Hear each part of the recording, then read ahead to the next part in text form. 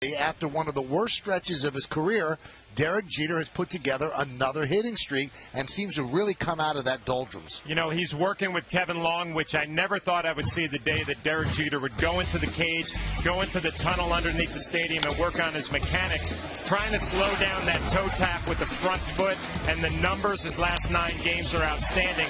I guess the most important thing and the best thing for Yankee fans, driving the ball the other way, he looks like the Derek Jeter of old. Well, the Yankees would like to get some runs for their pitcher. Their pitcher is A.J. Burnett. A little bit of good, a little bit of bad. Teases you. Let's see what he has tonight. They need to straighten him out. Lineups, first pitch, baseball. Next on Yes.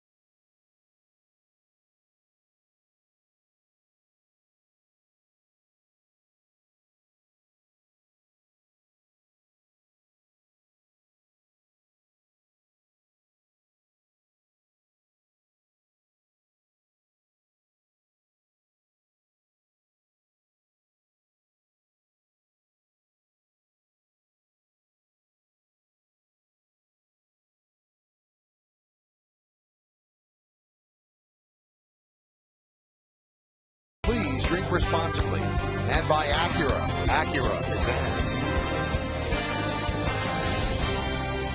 Game 3 of this 4-game set. The Yankees have won the first 2. They've moved 2.5 games ahead of the Rays in the American League East. A.J. Burnett on the mound, about to take his warm-ups. The Yankees on the field behind him. Let's take a look at the Rays starting lineup, which is presented, as always, by our good friends at Lexus. Rays come in at 89 and 61. Yankees 92 and 59. John Jaso will DH and lead off. Batting second and playing center field, Ben Zobrist. Carl Crawford's in left field, hitting third. Cleaning up and playing third is Evan Longoria. Dan Johnson, the first baseman tonight, will bat fifth. Batting sixth and playing right field, Matt Joyce. Jason Bartlett will play shortstop. He'll bat seventh. The number 8 hitter is the second baseman, Reed Brignac. And Deanna Navarro will catch. He's going to bat ninth. Yeah, that is a little different lineup for the Rays than we have seen the last couple of nights, and they're going to go to work against A.J. Burnett. Take a look at his numbers on the year. Below 500, 10 and 13, an ERA over 5, and 189 hits and 175 in the third innings. We'll look at our scouting report on A.J. There were some signs of improvement his last outing against Baltimore. 7 innings, 3 earned runs, only walked 1. And the Yankees are hoping that he can possibly get hot at the right time. He'll probably have this start and 2 more in September. And he needs to shut down the running Rays, lead the American League in stolen bases, and are 9 for 9 against A.J. this year in that department. Let's take a look at the defense behind A.J. Burnett, and it's brought to you by Mercedes. In the outfield, Gardner, Granderson, and Swisher. That's left to right. In the infield, it's A-Rod, Jeter, Cano, and Teixeira, third to first. Cervelli is behind the plate, and Alan James Burnett is on the mound.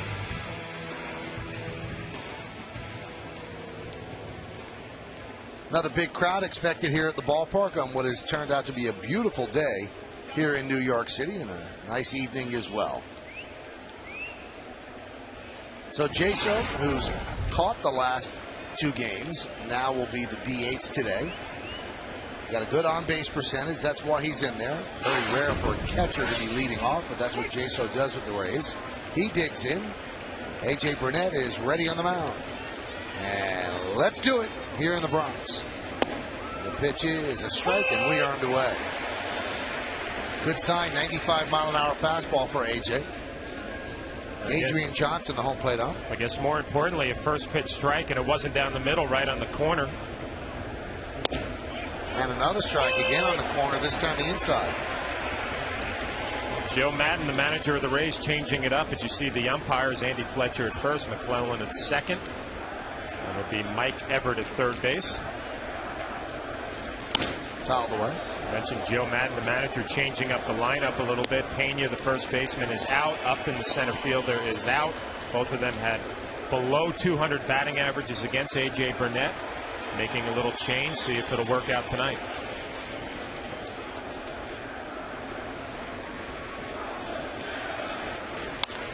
Grounded right side through for a base hit.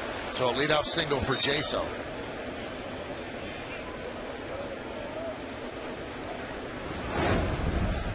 Well, Cervelli wants it up and in, and it ends up down middle. Looked like a little two-seamer, and Jaso just drops the bat head.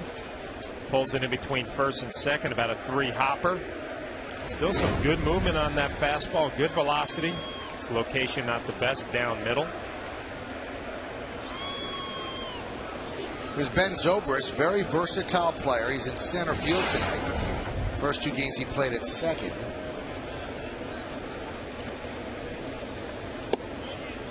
And a strike.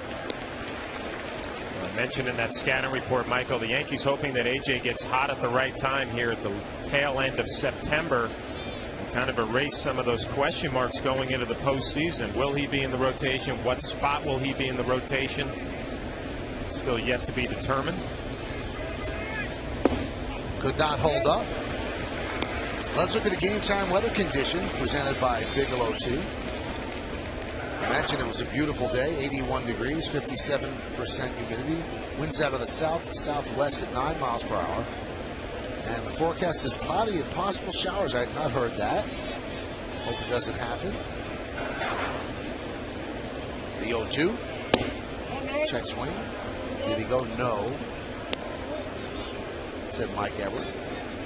We always pay attention, A.J. coming out of the bullpen. What kind of stuff does he have? What kind of location? And so far, so good. Gave up a leadoff hit to Jaso, but already to Zobrist. A couple of good fastballs and good sliders. If he can keep those pitches in the zone, he should have a nice ball game.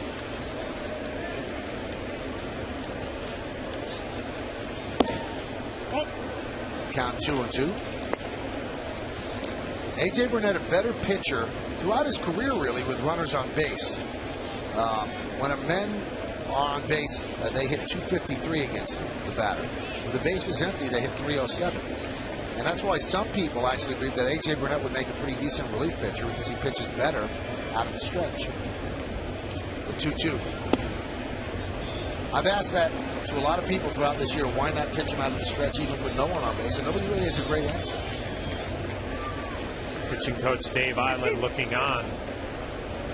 He pitches well out of the stretch, but has trouble with the running game. I mentioned the Rays 9 for 9 this year, stealing bases against A.J.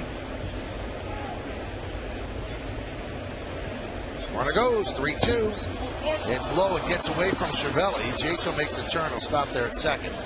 So prompt trouble for A.J. Burnett, first and second, and nobody out. Well, it's got to be disappointing for the manager, Joe Girardi and Dave Island. I mean, he was ahead 0-2 with a good fastball and a nasty slider, and then he loses Zobrist on a fastball down. Cervelli tries to be a little quick. Possibility to strike him out, throw him out. Very disappointing when you get ahead 0-2. Some pretty nasty pitches, and then you lose a batter on a walk.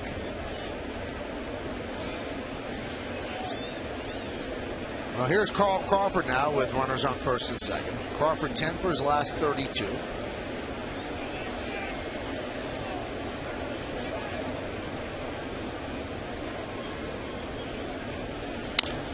Slow roller to second. That's going to get the runners over, and Crawford is out. The first out of the inning and of the game. IOTV offers you incredible HD picture and sound. HD is free with IOTV, the official HD service provider of Yankees baseball on Yes.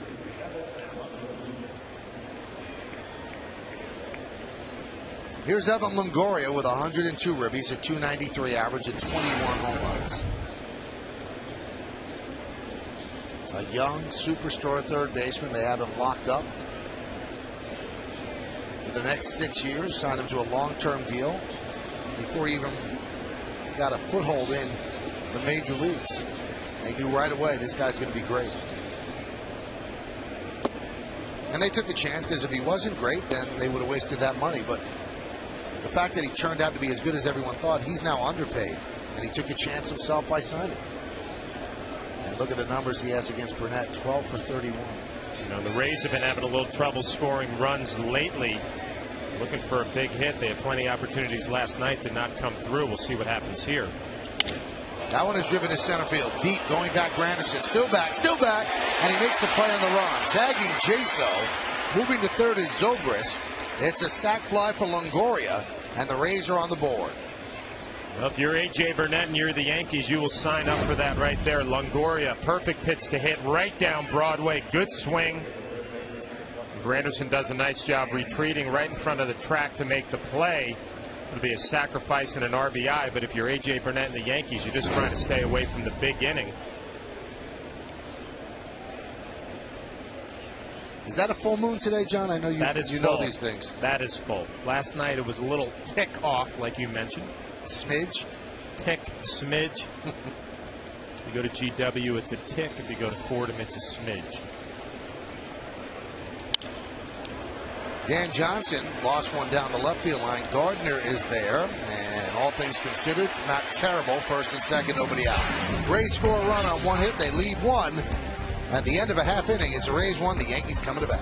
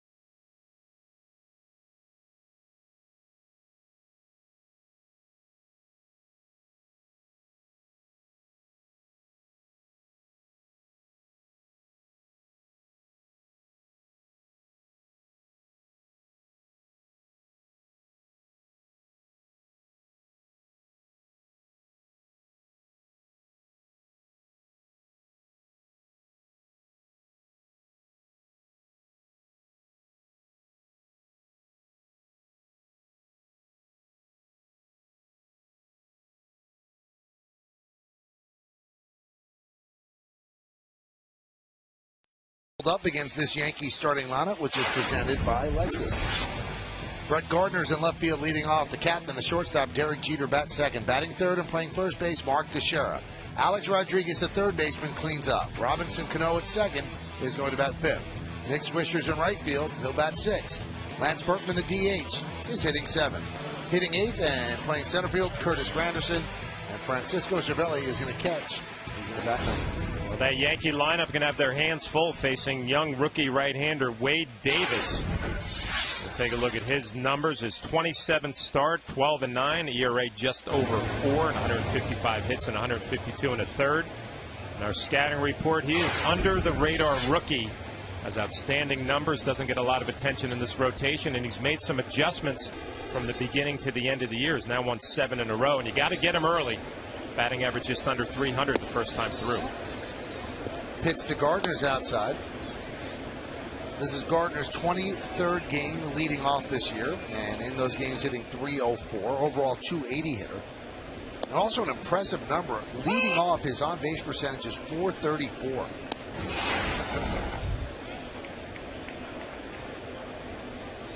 You see the on-base percentage 7th in the American League.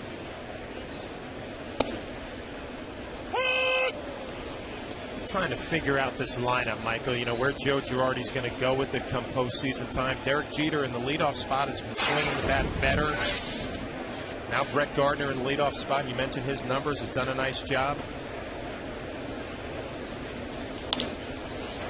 Grounded to second, Brignac. Well, John, 3 games in this series, and we've had 3 different number 2 batters in the Yankee lineup. Let's take a look at the Rays defense, and it's brought to you by Mercedes. Crawford, Zobrist, and Joyce left to right. Infield, Longoria, Bartlett, Brignac, and Johnson. Third to first. Deanna Navarro is behind the plate, and Wade Davis is on the mound.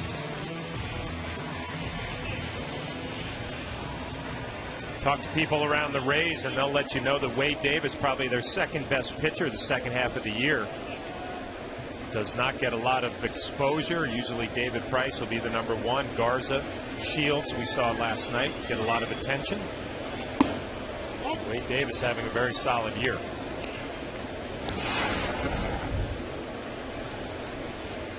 Ten-game hitting streak for Jeter. Average creeping up.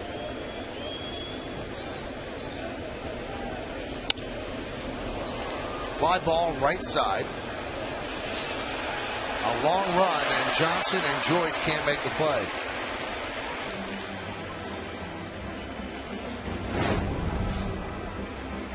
Joyce on the run. Brignac coming over, takes a look to see where the wall is, just out of his reach.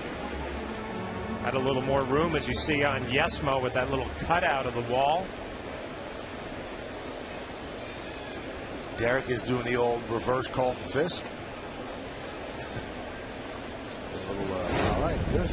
Jeter is not very successful in the two-hole this year. 16 games, 7 for 61. Pitch inside.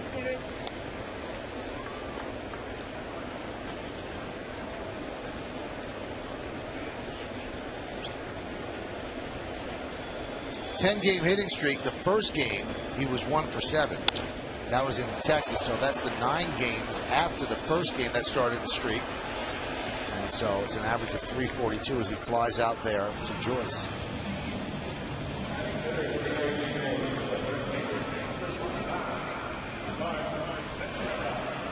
Okay, so my question, does he lead off during the postseason?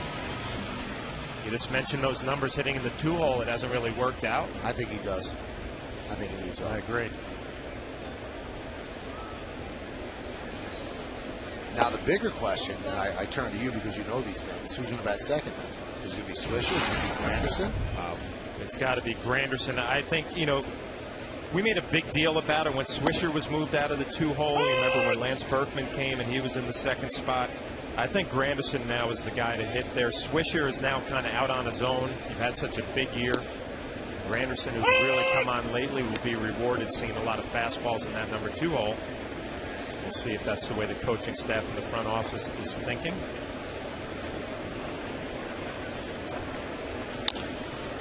Tap slowly to the shortstop. And Bartlett makes the play. So an easy 1-2-3 inning for Wade Davis. Yankees go down in order. We played 1-0 Bombers.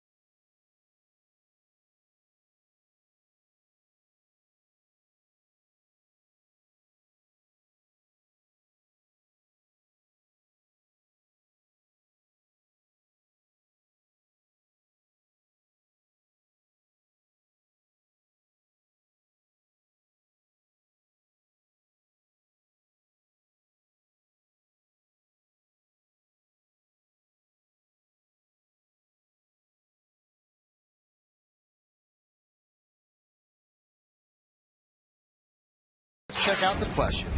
If the playoffs started today, which of these American League teams would you consider the most dangerous? You can text your vote to 58772. Standard text messaging rates apply. I guess the question is most dangerous for the Yankees, because if it's just most dangerous, the Yankees should be in there as well. All right, so 1 is at Minnesota, 2 Tampa Bay, 3 Texas. Wow. You want my answer? Well, we can't influence the vote, can we? Who would listen to me? You would be influence the vote, not me. Because you're the expert. You know what? If you would have asked me before these 2 games, I would have had a different opinion than I do right now. I had the same opinion even before these 2 games. It's only furthered my resolve. I believe that Minnesota is the most dangerous. Wow, I'm shocked. You know why I'm shocked? Because I was not fortunate enough to go to the new Twin Stadium. I don't even know what the name of it is. Target Field. Target Field, because I wasn't allowed to go on that trip.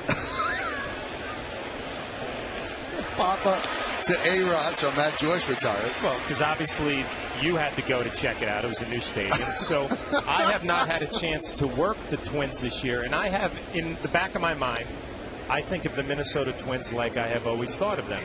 Great organization, great team, but I don't think the Yankees would have a problem taking care of them. I think they're a different team this year, and also you have Liriano, who they announced today was going to start the first game of the playoffs.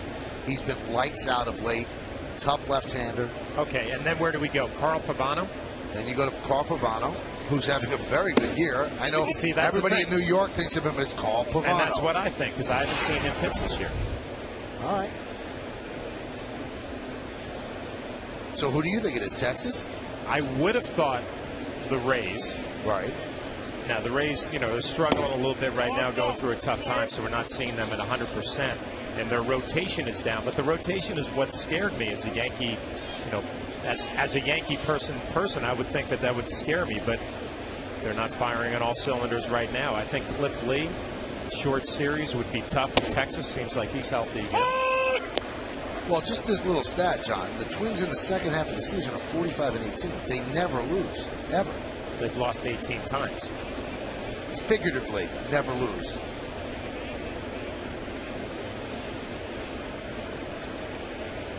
The 2-1. 2-2. Now, what would you do? Like, say the Yankees play the Twins. We were talking about the number 2 hole, and those are the best records right now. And the Twins just a half game behind the Yankees, 1 in the loss column. Would you still have Granderson batting second with a lefty on the mound? Or would you have Nick Swisher batting second? I guess you'd have to go Nick Swisher, the switch hitter. But these are the great things up here. We don't have to make these decisions. We can just speculate. That's the fun.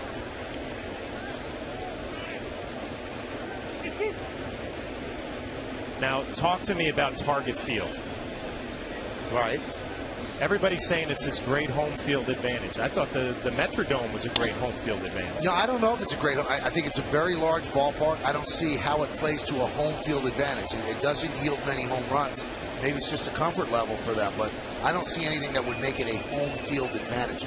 A short porch or anything like that. It's a very big ballpark. Yeah, because the dome was an advantage. I mean, it got loud in there. You had to deal with the roof. They were obviously used to playing on the turf and the speed. Swing and a miss.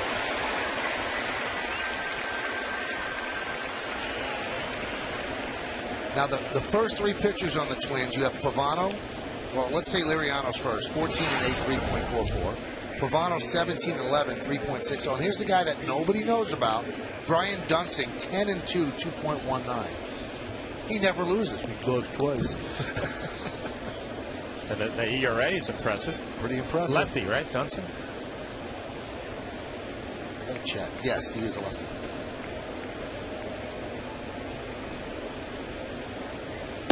I got to tell you one thing, John. Target Field was gorgeous. I wish you could have made it. I wish I could have made it too, but that was one of those things when I asked for that trip. It said it's already filled up with our A team. I didn't do it alone, John. You were part of the A there team. with? I was there. I don't remember who I did it with, but it wasn't like. I think it was Al Leiter. That's the only trip he made this year. Wow, strong. He was in Tampa Bay last week.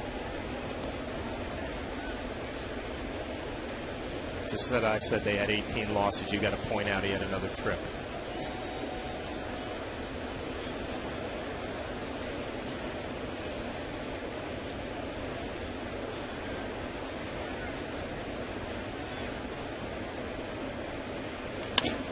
Ground ball and threw for a base hit. Hit so hard that even Cano couldn't get there, kind of gave up on it. So a 2-out single. Brignac's had a nice year. His numbers have come down a little bit lately. He's known as a nice defender, swinging the bat a little bit better this year. A solid base hit out of the reach of Robinson Cano.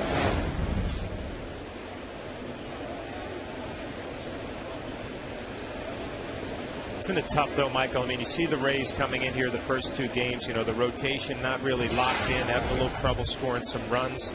And you kind of get a different feel for them in 2 games here than maybe they'll look in a couple of weeks. Now, I understand what you're saying about the rotation, John, but when I look at this team, the thing that doesn't impress me, it seems like 7 out of the 9 guys are hitting 240 or less, and I'm amazed that Joe Madden has been able to propel them to 3rd in the American League in runs scored. I don't know how they do it. They must get big hits. And I know the stolen bases have something, but you got to drive them in.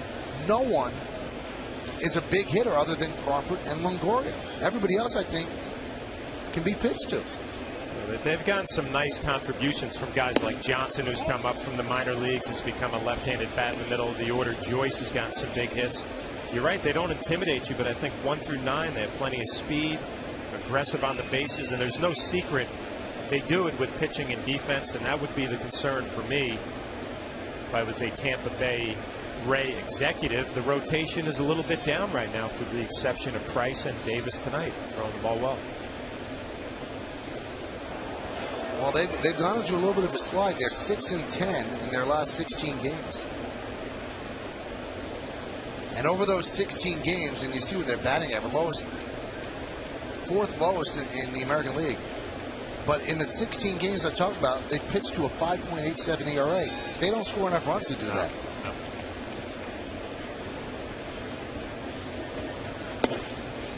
And they're struggling so much that in a game that, you know, they'd really like to win this game, because Joe Madden has gone on record saying, I want to win the East.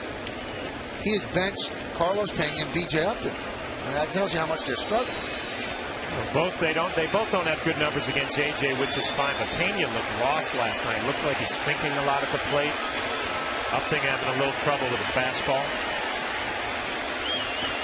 1-2. How about the guy at the plate, Diana Navarro? He was an all-star, and he has spent 2 months this year in the minor leagues. He has really fallen from grace. This was a future star catcher for many years to come, and it's all fallen apart for him. It tells you where the Rays are now, too. I mean, this guy's fallen out of favor, and now he's batting or catching in a big game for the Rays, a division game, trying to get back in at 2.5 games back, and he's in the lineup. Tells you Joe Madden searching for a little bit of offense. The 1-2. He could not hold up. Pitch in the dirt. Tagged out by Cervelli. And that is going to do it. No runs a hit, no errors, and 1 man left. We go to the bottom of the 2nd. 1-0 Rays.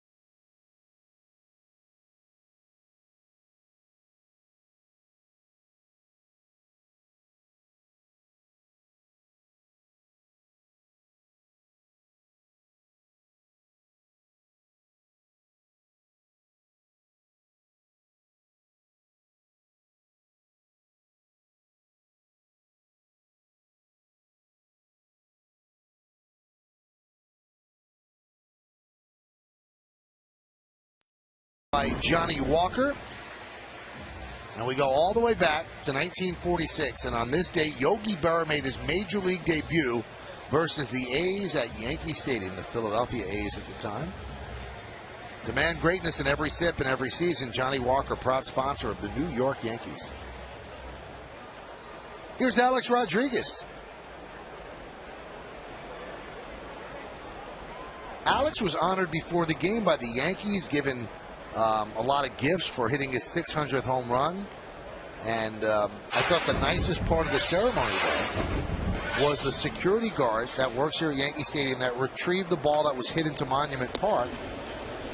He came out, shook hands with Alex, and then Alex also gave his shoes to the Hall of Fame, and he gives the trophy to the kid. And Reggie Jackson also give out a crystal vase and then a watch that commemorated the 600th home run. But to me, the best part was, and I think Alex would say it as well, that kid who retrieved the ball, a lot of people said, you know what, he could have just run out of the stadium and sold the ball.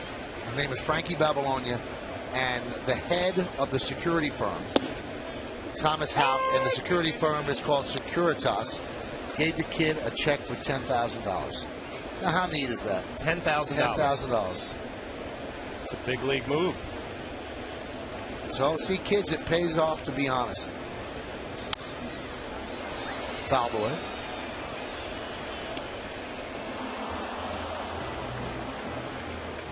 And there's the check. And there's the smile. I'd be smiling, too.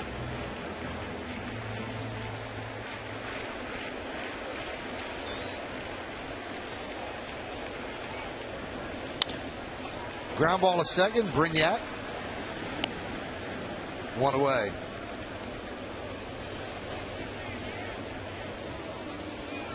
You watch Wade Davis work. I mean, he's got a good fastball, mid-90s, a little bit of movement, curveball and a slider, and very, very rarely he'll show you a changeup.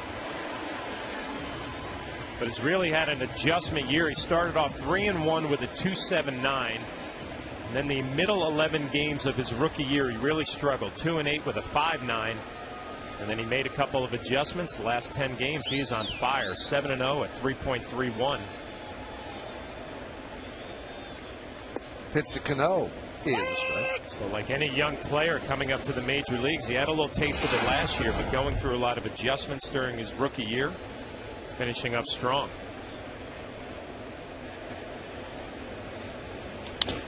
Right back to Wade Davis. Fields his position well. And 2 outs. Well, he's liking the fact he's getting a lot of ground balls. 4 out of the 5 outs have been on the ground. Tells you he's got a little movement on that fastball down in the zone.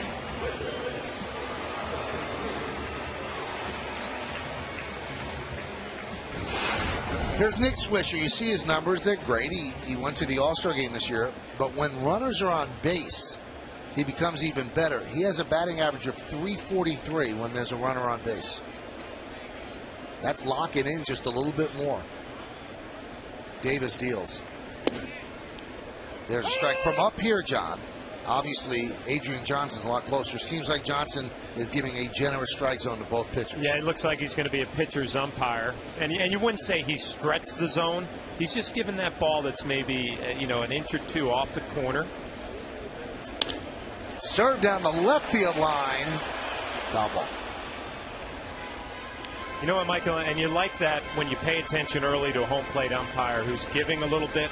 Just stay that way for 9 innings, and both clubs will not have a problem because you established it early. It's when all of a sudden you start giving some pitches off the plate early and then you tighten it up as the game goes on. That's where you'll see some of those looks or maybe some arguments.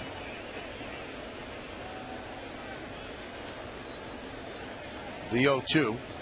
I remember something Wade Boggs told me, though, and he was a hitting coach with you. I would say, why do you always get upset when a guy like John Hirschbeck's behind the plate and you know it's going to be a wide zone? He goes, because since I've been 7 years old, I've learned the strike zone. He said, so why should that strike zone deviate from umpire to umpire? Swing and a miss, and Swisher goes down on strikes, and the Yankees go down in order. We played 2, Tampa Bay 1, the Yankees nothing right here on Yes.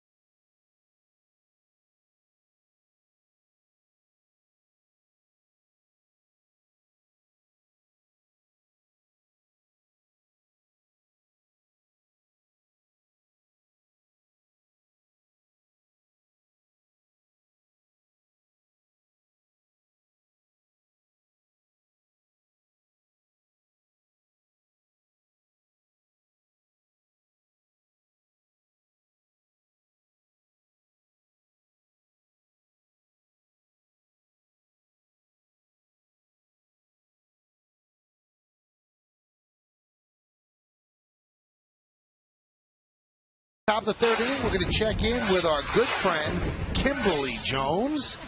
Hi, Kimberly. Hello, Michael. What's your middle name, Kimberly? I've never asked you that. Why are we doing this? I want to know. Alicia. I like that. Kimberly Alicia. Kimberly Alicia, tell me about AJ. Okay, I'd like to do that, Michael. It is important that he pitch well for the Yankees. As we know, I talked to pitching coach Dave Island today for our batting practice show, and he would like AJ to attack the zone, to stay aggressive, and to focus on every pitch. Now, AJ will tell you it's not a matter of focus, it's a matter of being at ease on the mound. Essentially, these guys mean the same thing. For example, Dave Island would not have liked that walk when he was ahead 0-2 in the first inning, but I bet he did like when AJ buckled down and just allowed the sacrifice fly to end that inning and get out of it, just giving up the one run. There is no doubt AJ Burnett is the Yankees' best option if he's pitching well as the number 2 pitcher in the postseason. Why? Island will tell you we saw it work last year. We'd like to do it that way again because that would mean AJ was on his game. The Yankees coaches have emphasized to him, it doesn't matter what happened from April till now. It matters what happens from now till the end of the postseason, and AJ buys into that. He is a guy that needs positive reinforcement, and they're trying to give that to him. And Michael, I'd remind you, you know this, AJ won Game 2 in the ALDS last year, Game 2 in the ALCS last year, and Game 2 in the World Series last year. That is why ideally they'd love to go CeCe, AJ, Andy Pettitte for the first 3 starters in the postseason. It baffles me, Kim, and I'm going to ask John this as well. This guy's a veteran. Why do they have to drill it into his head that he has to concentrate on every pitch? I don't get it. John, why? Well, I thought Kim was going to answer that first. I feel like I've answered it all season. We've talked about this. It's hard to understand. No, it is. And, he's just one of those guys that when things get going in the wrong direction, it just snowballs. And for whatever reason, you're a rookie, you're a veteran, he hasn't found a way to slow it down. Dave Island, as we see, has tried to do everything. Kim, I hope you have a better answer. I don't. You're the catcher. But what I will tell you is it mystifies AJ, too, if that makes anybody feel any better. He knows it's been a problem. He said it all season. We've talked about it a lot this season, Michael, as he issues a walk there. He knows it. It's a matter of correcting it consistently. What they're hoping is he can do it from here on out in the regular season and then somehow corral it under the bright lights of the postseason. You know what, too, Kim? It doesn't matter if he finishes this year 10-15. Because if he goes out and has a great postseason, they reset the clock, and that's what they pay off on. Well, and I'll remind you, Michael, when they signed him as a free agent from the Blue Jays, one of the things that the Yankees pointed out and liked, he seemed to like the big stage. He did his best pitching against the Yankees and Red Sox. They still think he has that in him. They hope so, too. Now, one guy who has really solidified a strength for the Yankees, made it even stronger, is Kerry Wood. And I know that you were asking a lot of people about him today, and Dave Island as well. This guy really has been a revelation because his numbers in Cleveland weren't very good. His numbers here are off the charts. They are, and Dave Island says he has stabilized that bullpen. Kerry Wood coming in, he's given up 1 earned run as a Yankee. And those appearances started back on August 1st. It's a string of 23 innings. He has been absolutely terrific for a Yankee bullpen that we all remind you has been without Alfredo Aceves for almost all the season and Damaso Arte for a couple months now and won't have either of them in the postseason. Mariano Rivera told me Kerry Wood has been the guy to step in and fill the hole that we had because of Marte and Aceves not being here. He loves what he's done in the bullpen, and Kerry Wood's fit in very well, too. See George Hendrick there. We talked about him yesterday, how deep he played. Now we can see why as a first base coach. He just got out of the way. That was scary. Yeah, you can laugh about it in the dugout, but you're right, able to get out of the way, and a big man got down pretty quickly. So the count 0-2 on Zobrist. And that one is popped up. Gardner comes in. Jeter goes out. Gardner with the call and the catch.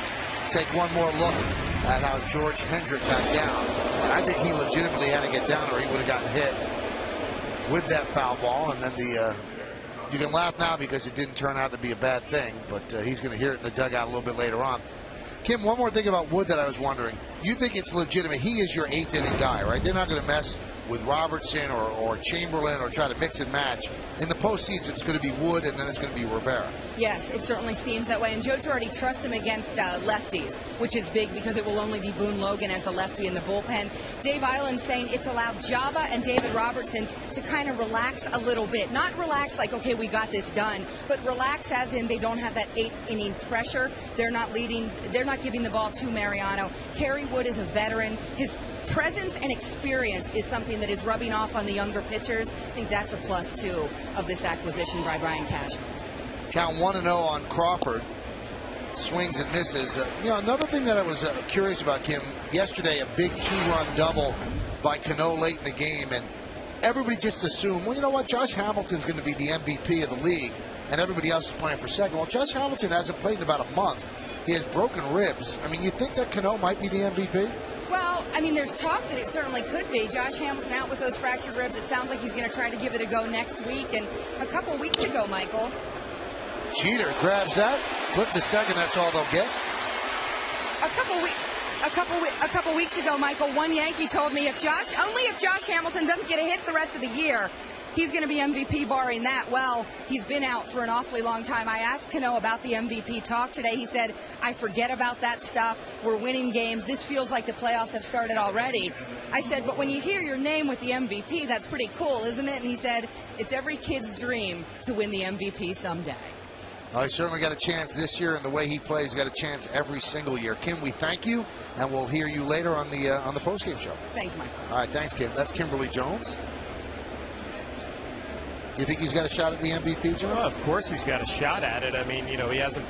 I mean, Josh Hamilton was having such a big year, and now it's kind of evened out that he's been hurt and hasn't played in a while, so you're going to start hearing some different names. That was very close.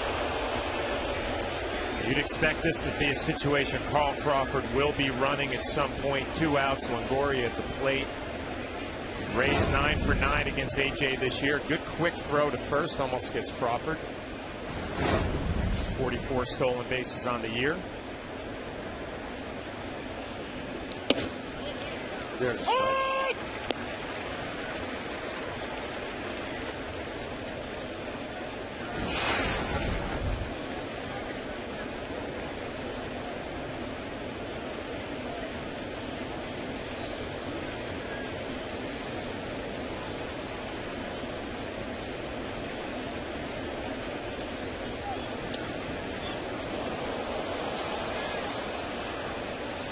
Close again. To compare the numbers between Cano and Hamilton, you see how close this was. AJ with quick beat and quick throw. Wow. Crawford almost fell over. Check out that left foot. It's almost like he rolls his ankle, misses the bag, trying to go for that front corner.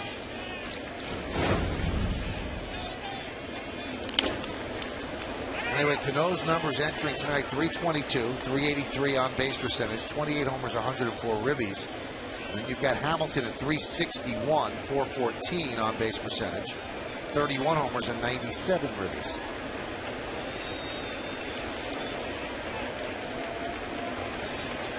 They both play premier defensive positions. They both play them very well. So that can't really be a tiebreaker.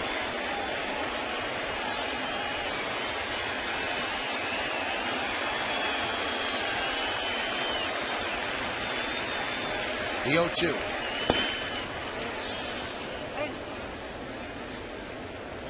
Hey, stay tuned during the 6th inning for a message from our friends at the Fox Business Network, the power to prosper. An interesting pitch selection right there, Michael. 0-2, and A.J. Burnett went with a changeup on a right-handed hitter, Longoria. A.J., that's probably his 3rd best pitch, a changeup, and an interesting time to throw it. 0-2. Made a good pitch down in the zone. Trying to pick some spots to mix in that pitch. Runner goes. Go to second. Not in time. Stolen base for Crawford. And opponents are now 36 for 41 in stolen base attempts against Burnett this year.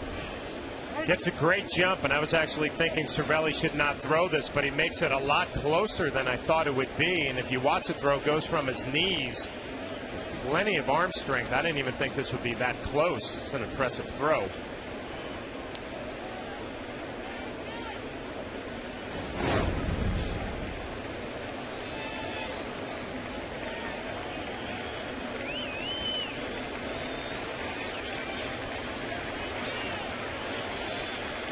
2-2.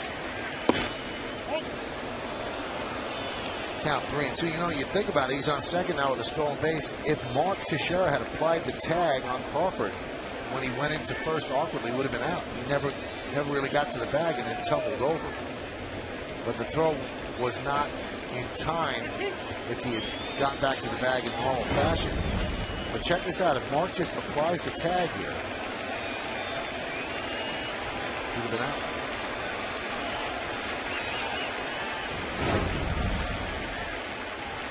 Three-two. Foul back. See if that comes back to haunt them if Longoria drives in Crawford. Yeah, we'll see how this game works out. I really like AJ's stuff so far in this ball game. He's walked a couple and kind of let some 0-2 counts get away from him. But if you watch his body of work so far around the strike zone, real good velocity with the fastball, good location in the power curve. No reason to challenge hitters when you have this type of stuff tonight. Try to keep it in the strike zone. Girelli wants to talk things over with Burnett.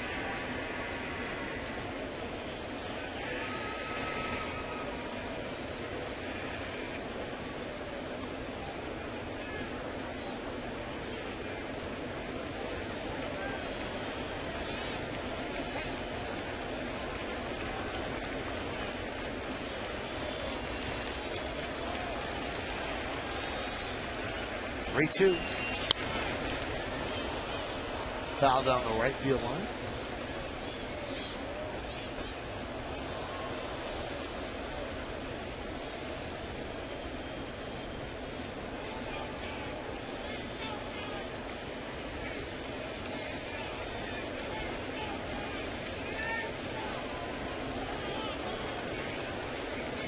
Crawford leads off second. And the payoff to Longoria. Nice play by AJ. Blindly stabbed it to retire Longoria and end the inning.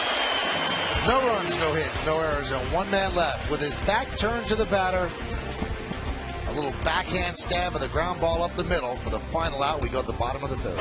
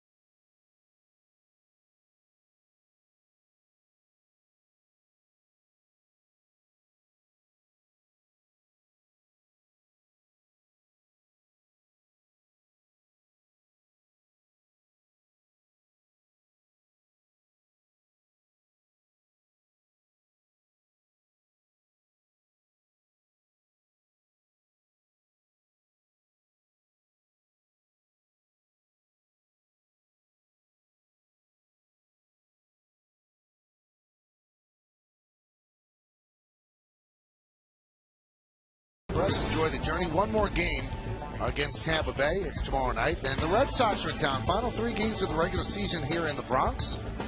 Night game, 4:10, 8:05, and then on the road again. 3 against Toronto and 3 finishing up against Boston. Berkman takes outside 1-0. Wade Davis has been perfect through 2, 6 up, 6 down. Bottom third of the order now. Berkman, Granderson, and Cervelli. Popped up. Right side of the infield converges, and Ringneck makes the call on the catch for the first out.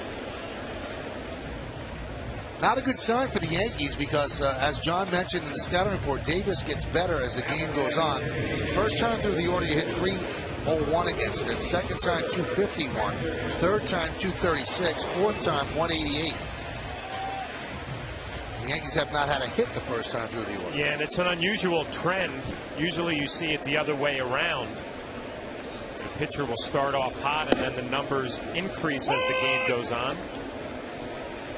Nice sign for a young pitcher. He gets better and stronger as the game goes. The 0-1. 1-1. He's got everything you look for in a pitcher. He works fast. He throws strikes.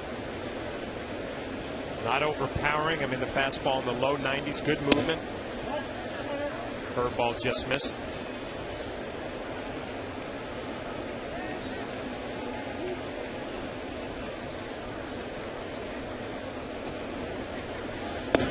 Count 3-1 to Granderson. Biggest thing for a young pitcher, Michael, is when they finally believe they can get big league hitters out and they don't have to be perfect. People around the Rays say Davis tried to be a little too fine early on. Too fine there with that 3-1 pitch. He misses outside. So Granderson is the first Yankee base runner. Scott's products keep your lawn lush and green. Visit Lowe's for a chance to win a VIP World Series experience. Compliments of Scott's.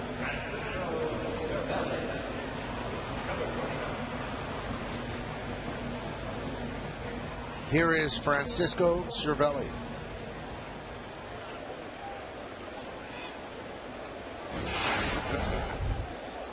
With that walk, Granderson has now reached base safely in 13 straight games. I think it's starting to rain here at the stadium. Oh yeah, it's starting to rain. Wind is whipping up as well. And there's a strike. And a lot of the crowd scurrying for cover.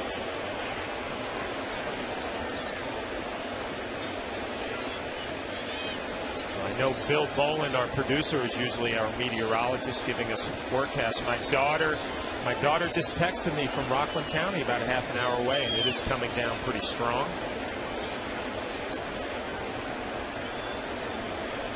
Find out which way it is moving.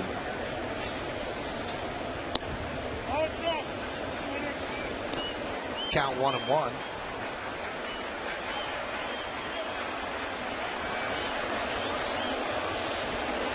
And the umpires are calling for the tarp. A very, very quick tarp call. And we're being told that is a big cell on the radar. So they know it's going to be raining for a while. And this creates a problem for the managers. Let's see, they restart this game. Wade Davis, if it's more than an hour. A.J. Burnett, if it's more than an hour. And then all of a sudden, you have to use your bullpen to get 6 innings. Which is a lot to ask of your pen. So the Yankee grounds crew will quickly put the tarp on. The rain falling hard, the wind blowing briskly, and we're going to have a rain delay. I don't know if it would be a little job at Chamberlain, but give them a little boost in the bullpen and probably get a little long relief appearance here tonight. Well, there's a big spot for him. A big spot for Hellickson at AAA Durham. The Durham Bulls made famous in Bull Durham. 21 games, that's the AAA affiliate for the Rays. 12-3, which is the same record that Ivan Nova had with Scranton Wilkes-Barre, the Yankees AAA affiliate, a 2.45 ERA. So it's going to be a rain delay of about 2 hours and 12 minutes, as best as I can tell. A 1-1 count on Francisco Cervelli. Curtis Granderson is on first base with 1 out, and the Yankees are down 1-0. And we hope that you've hung in there as long as the rain did. And if you're tuning in, you know there's a baseball fan that might have tuned out. Give them a call right now. Tell them to turn Yes back on their TV. So Hellickson is ready, and the 1-1 to Cervelli is a strike. The official rain delay is 2 hours and 11 minutes if you keep track of such mundane things.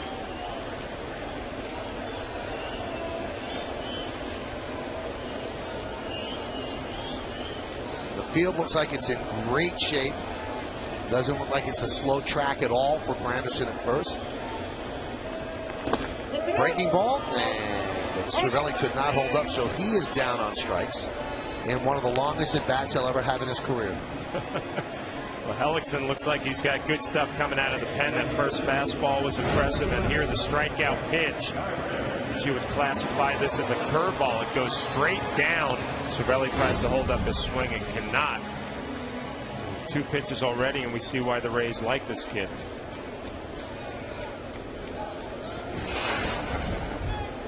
Now here's Brett Gardner. He grounded out to first, or to second in the first inning.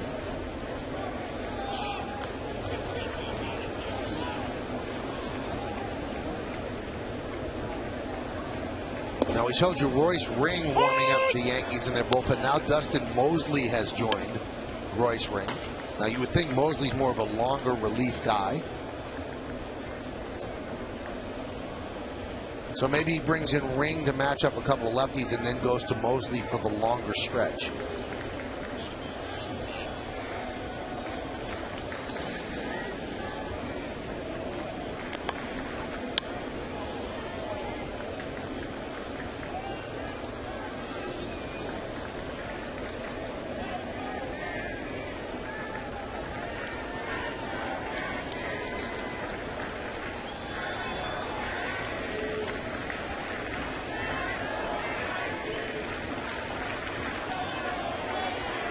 The 0-1. There's a strike and the count 0-2. 1-0 Rays, bottom of the third. A 2-hour and 11-minute rain delay here at the stadium.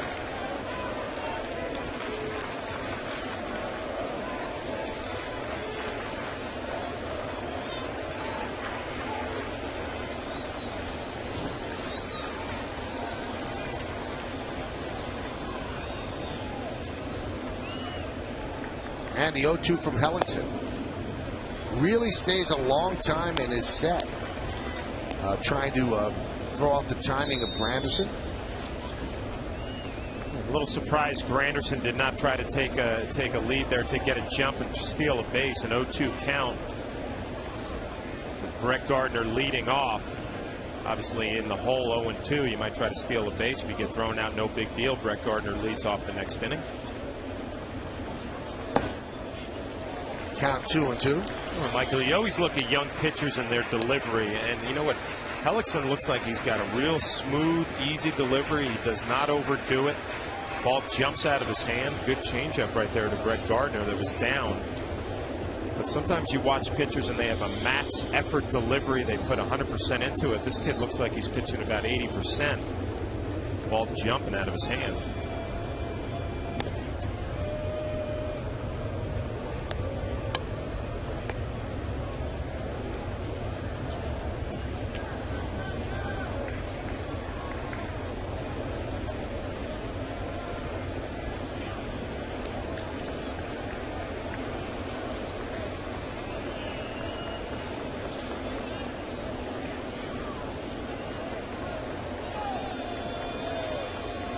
Runner goes. 2-2 is swung and missed. So impressive by Hellickson. He comes in and strikes out the 2 Yankees that he faces. Yankees lead 1. We go to the 4th. 1-0 Rays.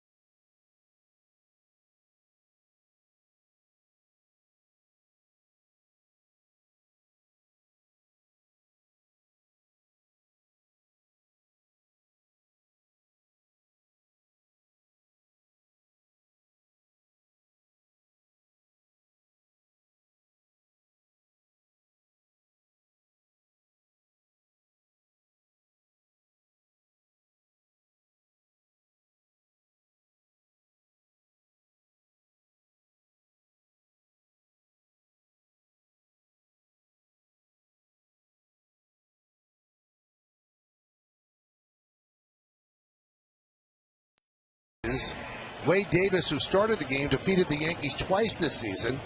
Now, who was the last rookie pitcher to defeat the Yankees 3 times in one season? Not going to be Wade Davis. He was taken out because of the rain. But he certainly looked poised to at least give it a shot. We'll find out who that rookie pitcher was, or is, in just a moment. Royce Ring, in his Yankee debut, pitches inside. Ring was in the minors for the Cardinals all of last season. This is his first big league appearance since August 1st of 2008. Remember seeing Ring in spring training. He had really dropped down a little low angle. It could be tough on lefties. Standing numbers in AAA this year.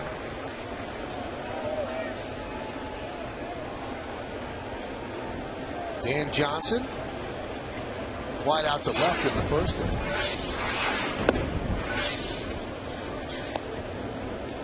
Count 1-1.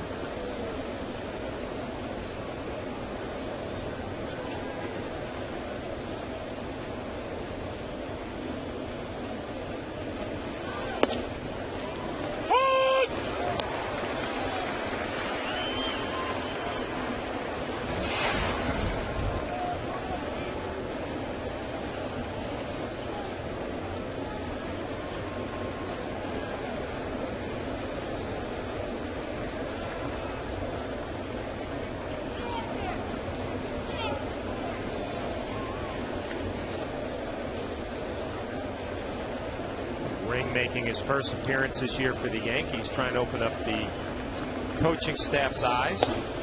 Strike 3. That'll open their eyes. Yeah, pretty good start. I mentioned he's going to be tough on lefties with that arm angle, big sweeping slider. You're Dan Johnson, you sit on the slider, and then you get a fastball or maybe a little cutter right on the corner.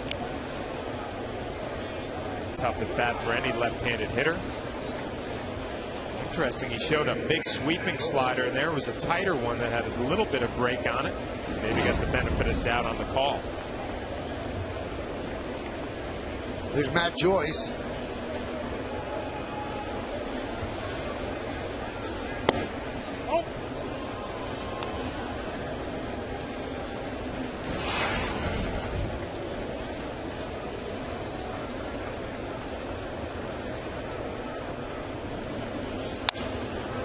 Hammered foul.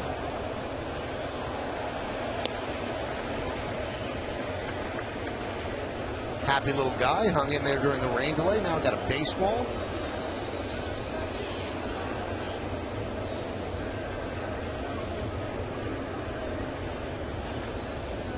Michael, I got to get something off my chest here. You know, there's the old saying in baseball, what happens in the clubhouse stays in the clubhouse. Yeah. Well, obviously what happens in the studio does not stay in the studio. Why? You're upset. You seem upset. Well, I mean, there are two colleagues up there, Jack Curry and Bob Lorenz, who just let out all the little secrets.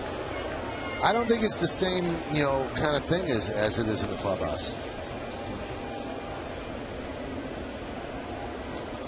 You seem upset. Well, I'm a little upset's not the right word, but disappointed's probably the best way to describe it. And you got to hear from other people that you're getting hammered by your colleagues. And that bothered me because you're my teammate, and I don't like it. We were trying to have a nice conversation with Jeff Van Gundy, right? That was great. It was fantastic. And then all of a sudden, with one comment, I was brought back down to reality that some of my teammates up there were all over me.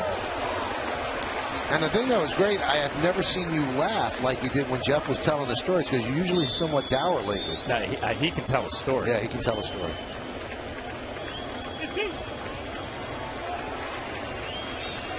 Count 3-2 on Joyce, the pitch.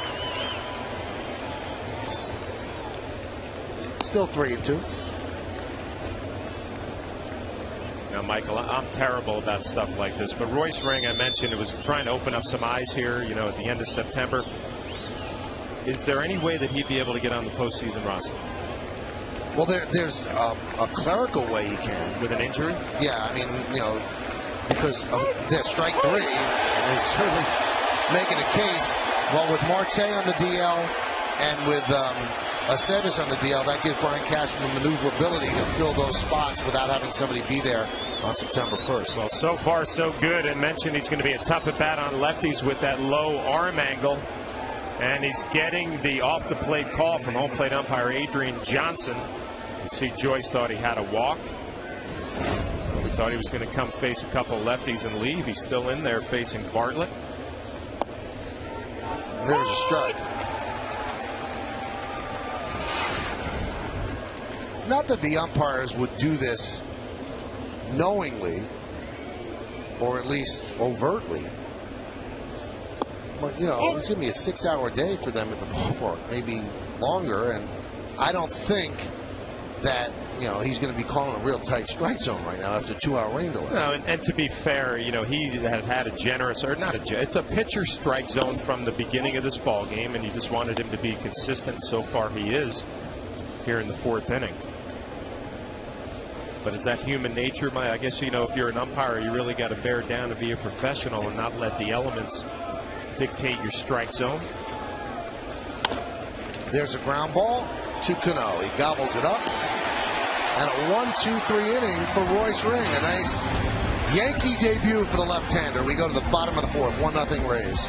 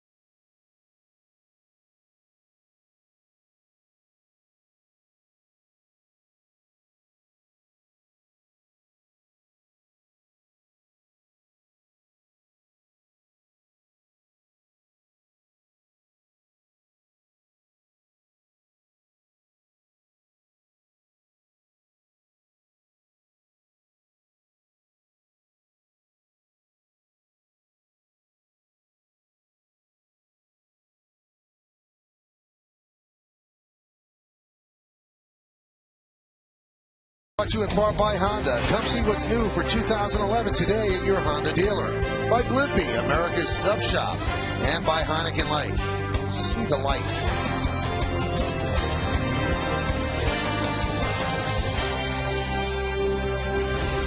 It'll be Derek Jeter, Mark Teixeira, and Alex Rodriguez against Jeremy Hellickson on a relief after the 2-hour and 11-minute rain delay.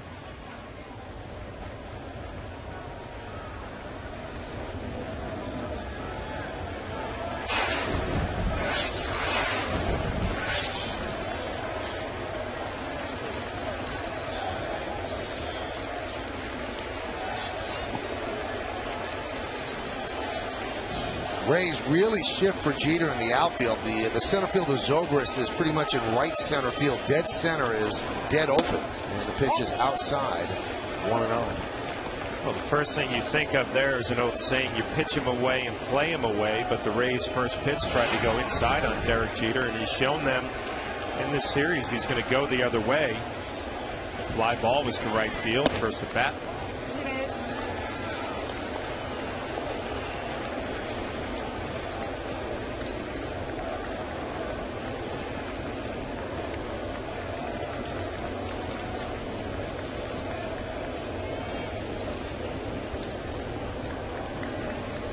The 2-0. And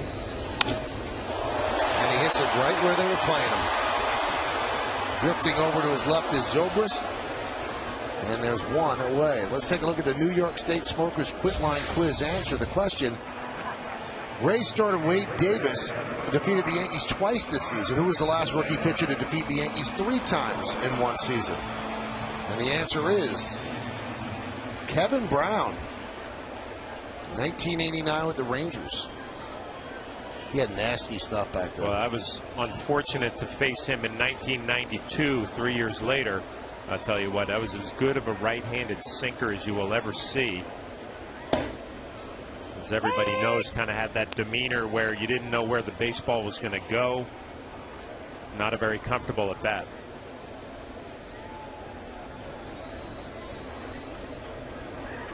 And Teixeira gets punked. Just what Mark Teixeira needs, having problem with that right foot, with the right hand. And now he's going to get a little cutter in the right thigh. So he's got the right side covered. An injury here, here, and in the hand.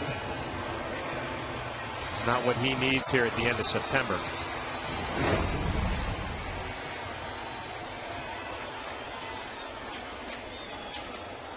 And that's going to bring up A-Rod. Grounded out to second. That was in the second. You know, we talked about how much they like Jeremy Hellickson with the Rays. And we also spoke earlier about how much trouble their starting rotation has been in the last 16 games, pitching to an ERA of about 9. And after Price, everybody's a question mark. Well, the Tampa Tribune, one of the papers that covers the Rays, is he having popcorn, Garza? I guess so. They have an online poll, and the poll is who should be the number 2 starter after Price in the postseason. A-Rod pops it up foul and out of play. Hellickson, according to the fans now, this is Joe Madden, Hellickson is winning with 32% of the vote. Garza 26, Davis 25, and Shields 14. Shields is falling out of favor in Tampa. Yeah, I think right now, we mentioned it would be Price, and Davis is probably your number 1 and 2 guys as far as throwing the ball well at this point. But Hellickson, I mean, they moved him to the bullpen, so you would have to think that the pitch count would be an issue. I don't know if the fans took that into consideration.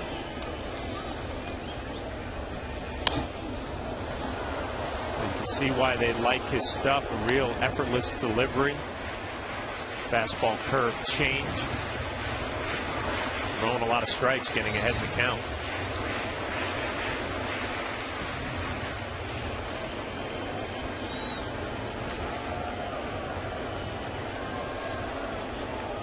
.117 and 2/3 innings at AAA, 123 strikeouts, just 35 walks.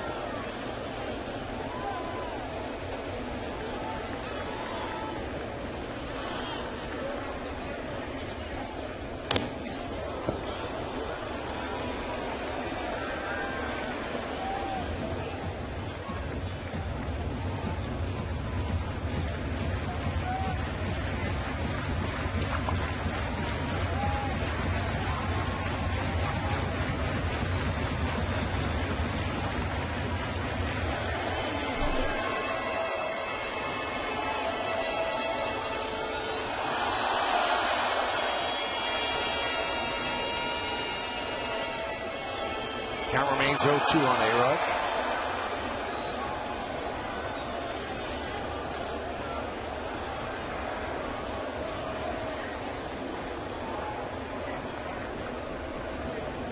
Check swing. Did he go? No, he did not. You know, I've mentioned it a few times already, but you like his delivery. It's so smooth and effortless. You're seeing a lot of these check swings, especially on that breaking ball down in the dirt. Nice block by Navarro. Fastball kind of jumps at you in the low 90s and a good curveball.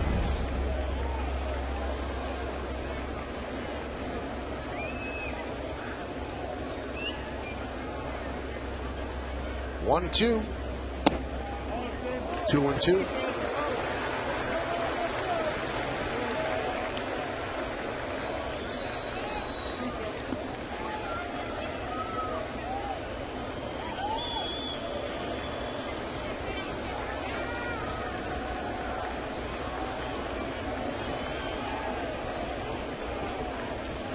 Bottom of the fourth, 1-0 Rays. And the pitch. Swing and a miss. And A-Rod down on strike, so Hellickson wins that battle. Let's take a look at how they attacked A-Rod with a pitch-by-pitch, brought to you by Suzuki Kozashi. Hellickson does a nice job jumping ahead early. Fastball for a strike. Fastball fouled off and a good swing. Cutter maybe middle, another fastball foul ball. Then he goes to the curveball down and away. Change up right on right. You don't see that very often. Then a fastball right by Alex Rodriguez.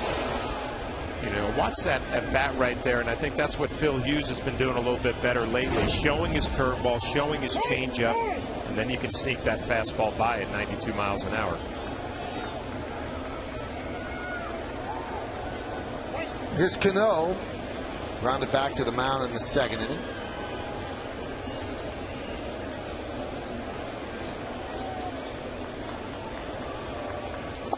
Hellickson is a guy who keeps the ball in the ballpark. He allowed just 5 home runs in 117 and 2/3 innings at AAA this year.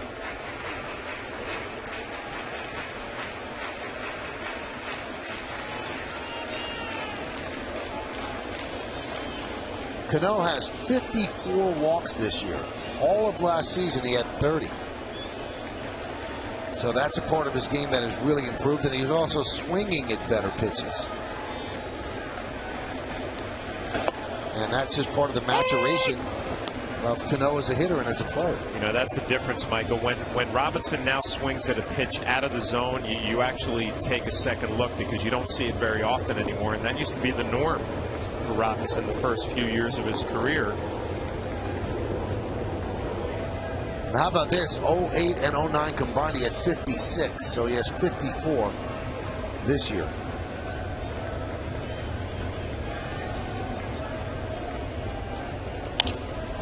High fly ball, left field. Crawford makes the play, and that'll do it here in the fourth. No runs, no hits, no errors, and 1 man left. We go to the 5th inning at the stadium. It's 1-0 Rays.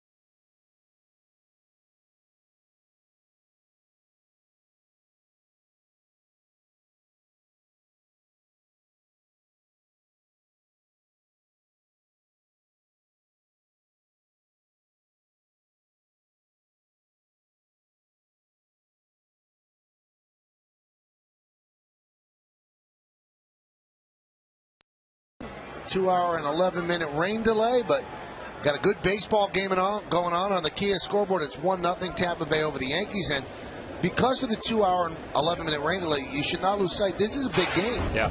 This isn't a game. This isn't a throwaway game, in June, where let's just get this over with. This is a battle for first place in the American League East. Pitches outside to Reed Brignat.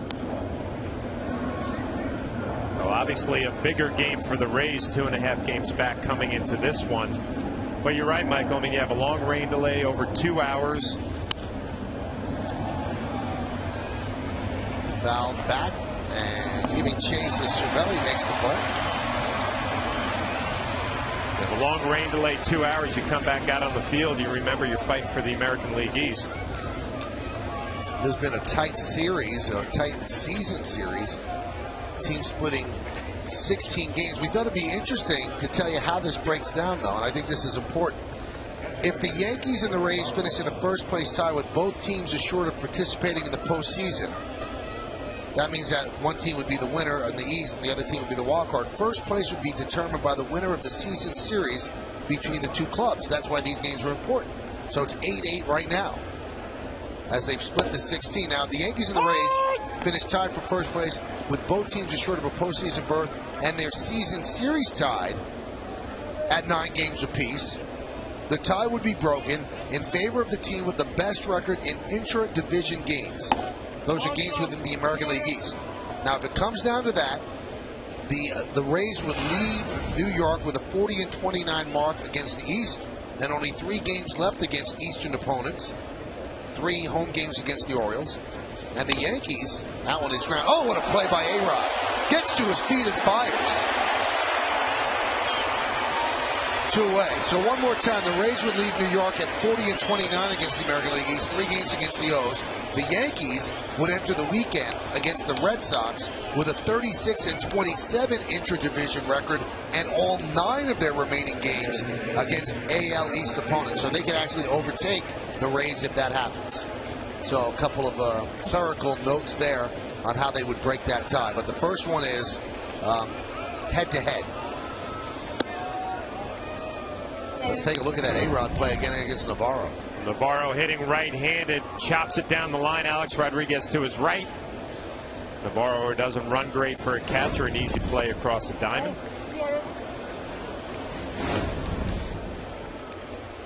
On the IOTV HD Super Shot, looks even better. Yeah, that's the toughest part of the play. Good reactions going to his right. An easy throw across. Royce Ring looking very impressive. He's got a few right-handers out. Tough at bat against the lefties.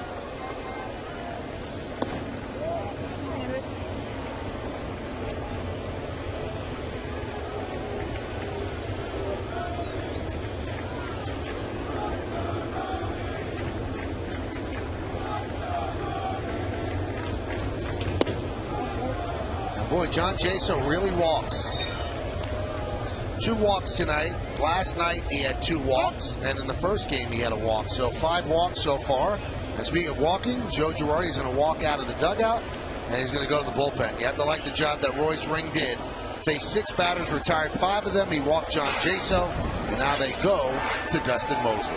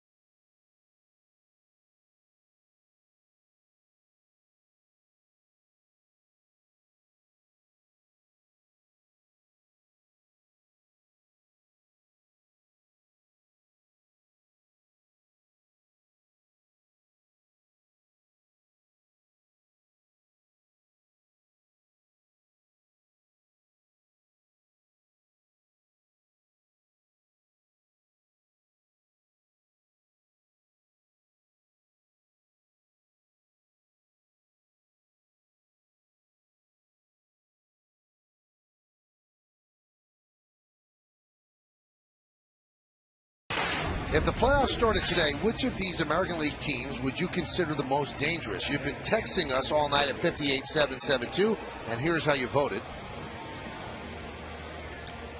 42% think it's going to be Minnesota, 35% Tampa Bay, and 23% Texas. I think they're all going to be tough. There's no easy route to the World Series. Here's Dustin Mosley. Mosley has not pitched a lot of late. It's his first appearance since September 12th. Today's the 22nd, and just his second since September 4th. It's always a big concern when you have a long layoff like that. We saw it last night with Javi Vasquez. He was able to throw the ball over the plate, which was good news for him. We'll see if Dustin Mosley can do the same tonight.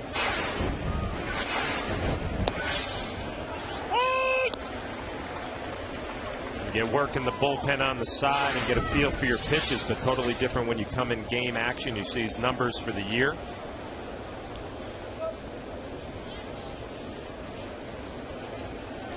Five relief appearances and 8 starts.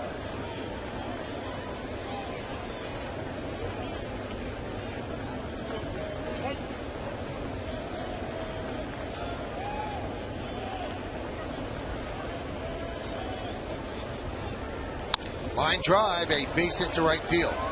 So Zobrist picks up a single. Stopping at second is Jaso.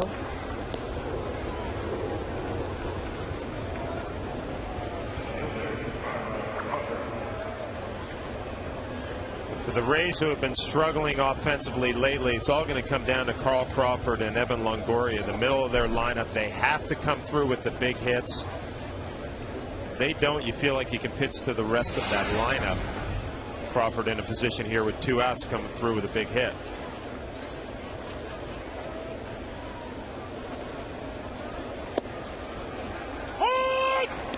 There's a strike.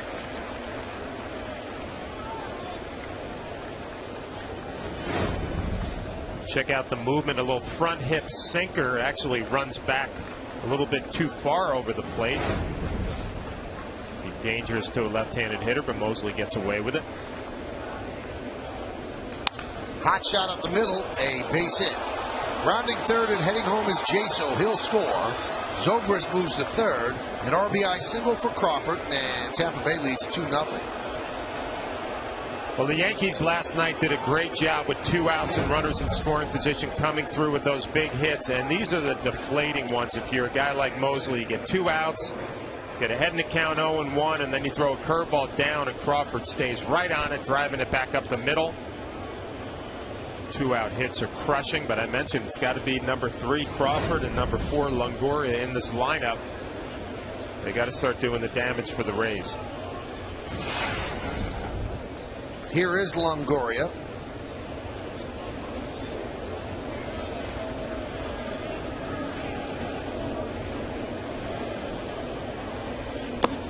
Backhanded by Cervelli.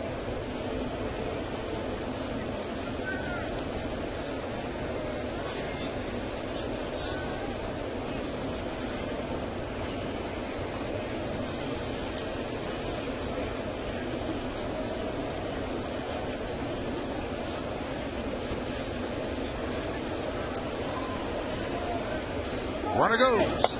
Strike. Throw to second. Not in time. Another stolen base for Crawford. His second of the night. Again, Cervelli comes up with a strong throw, but he really does not have a play. Zobrist at third base. You got to make sure he's not trying to steal home on the double steal. A nice strong throw, but Crawford's going to be in there easily.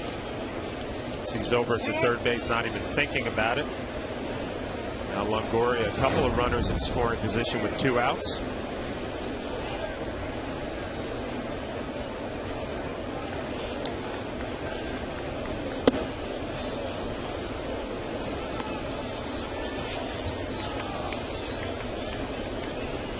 One count on Longoria. First base is open, and Dan Johnson is on deck.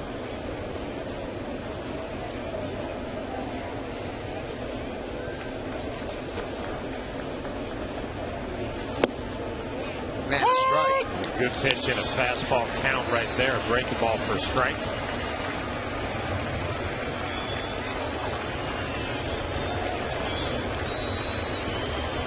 Nice resume, third overall pick, and he's made it. Rookie of the year. You don't want to waste that third overall pick. The Rays didn't. Made the All-Star game 3 times, won the Gold Glove last year. Chop over the mound, charging Jeter, fires, got it. And that'll do it. But 1 run on 2 hits, no errors, and 2 men left on base for the Rays. At the end of 4.5, we're halfway through. Rays up by 2.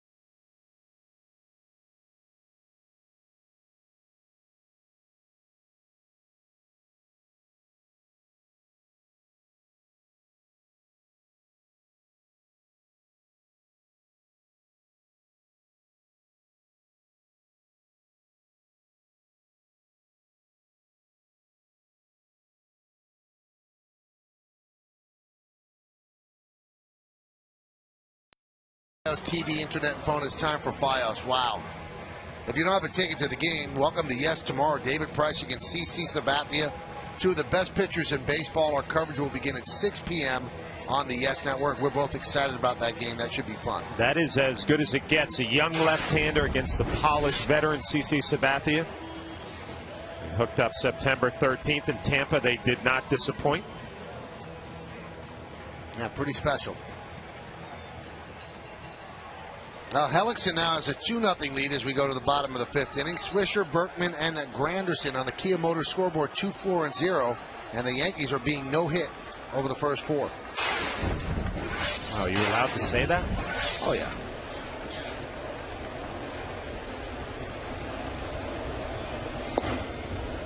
There's a strike. No less an authority than Vin Scully says, you have a job to do.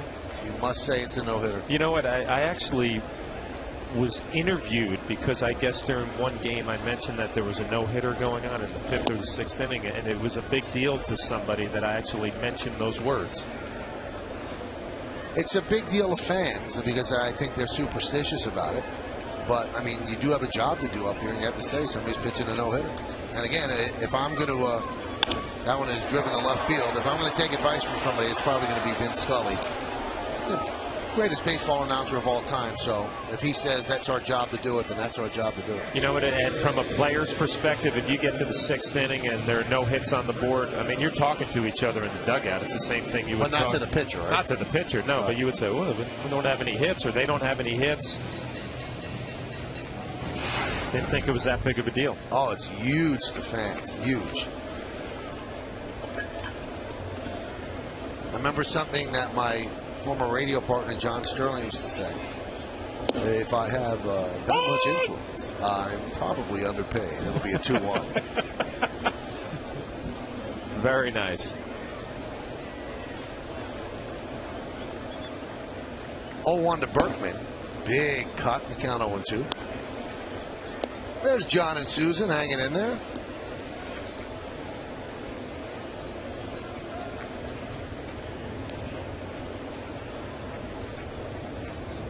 And the 0-2 to Berkman.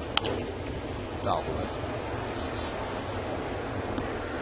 Well, you watch Hellickson in this fastball, and it's 91, maybe 92 miles an hour. But you watch some of these swings that the Yankees are taking. He's throwing the fastball right by him. I mean, they are late. Just shows you he's got some deception. That nice, easy delivery I talked about. Ball jumping out of his hand.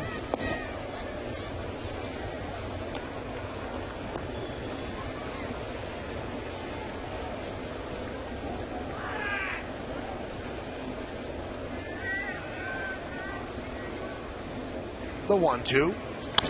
That one is drilled to right field. Deep. Going back, Joyce. Track. Wall. See ya.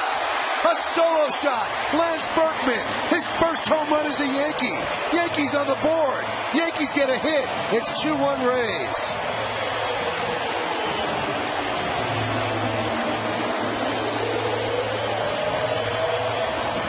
Well, you don't know if that home run is going to prove to be a big swing in this ballgame or a big run, but Hellickson might be questioning himself. First couple of pitches threw some fastballs pretty much right by Lance Berkman. Decides to go with back-to-back changeups, and he gets beat. Berkman gets a bat head out. We have mentioned he has been swinging the bat well left-handed, but has not had any power to show for it. First home run as a Yankee, 14th of the year. I think Hellickson might be questioning his pitch selection after that swing. And for Berkman, his first home run since July 27th with the Astros 92 at-bats ago. He's swinging the bat so much better since coming off the DL. He's now 19 for 52 since coming off the DL with a sprained ankle. You know, and I know Jack Kerr, you see on the Yes-Mo, talked on the pregame show about that back knee driving down towards home plate like Kevin Long has worked with Lance Berkman and paid off there.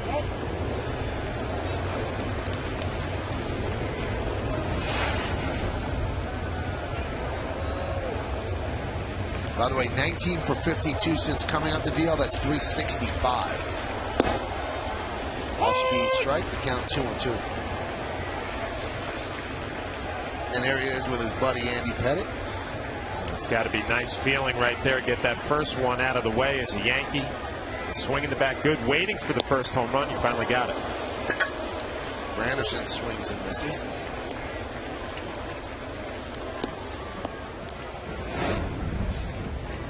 Well, he got beat with the changeup to Berkman. He throws, well, he's up in the zone. Granderson just a little bit too quick. He was fooled on the speed, not the location.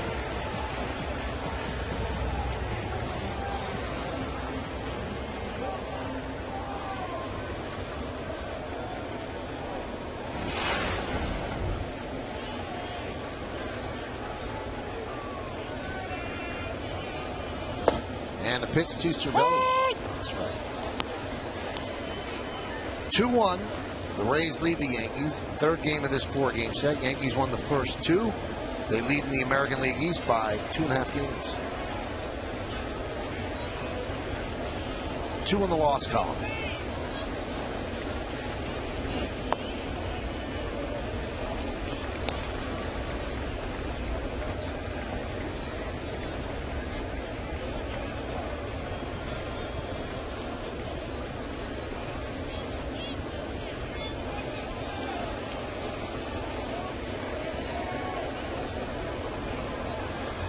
One pitch.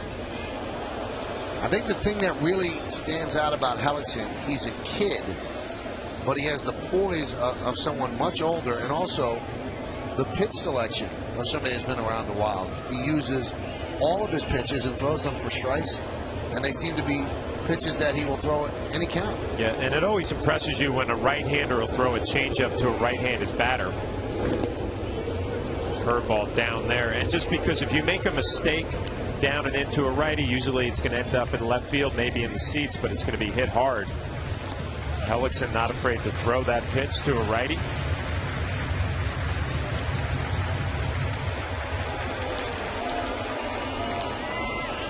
We talked about Ivan Nova, the young pitcher who sometimes doesn't have the ability to slow a game down. It looks like Hellickson works at his own pace.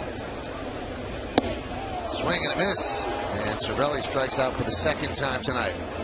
But Lance Berkman finally reaches the seats in pinstripes. His first Yankee Stadium home run, his first Yankee home run. Hasn't had a home run in a long time. 92 at bats. Yankees on the board. They trail 2-1.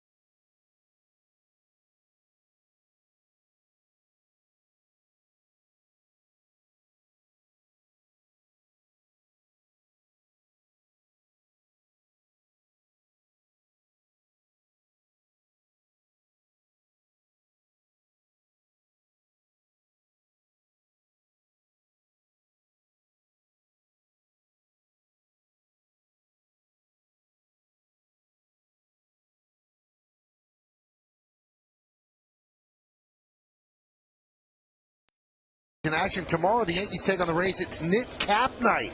First 18,000 fans in attendance will receive a Yankees knit cap, courtesy of Starter. For tickets, log on to Yankees.com. Visit the Yankee Stadium ticket window, Yankees clubhouse shops, or call Ticketmaster at 877-469-9849. Johnson checks the swing and fouls the bat. That's a good gift for you, John. You could shovel the snow around the mansion in the winter with a little knit cap on.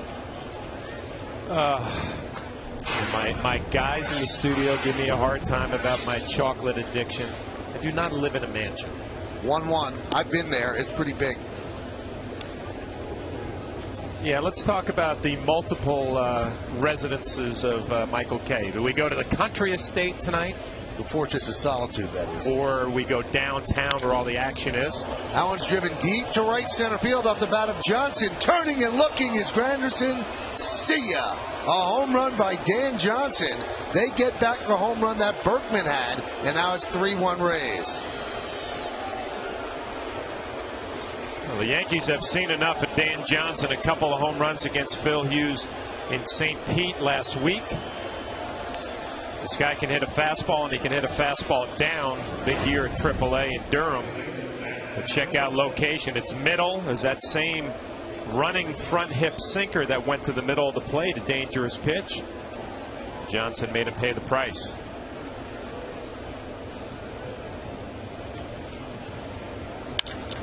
That one is driven to right center field, giving Chase Granderson. He can't get there. One hop up against the wall as Matt Joyce doubles after the home run by Johnson. Crowd getting a little restless. I'm sure Joe Girardi and Dave Island watching. Mosley's had a lot of time off, and he doesn't look as sharp as we have seen him earlier. A couple of pitches middle of the plate with movement, but he cannot pitch middle with the lacking the velocity.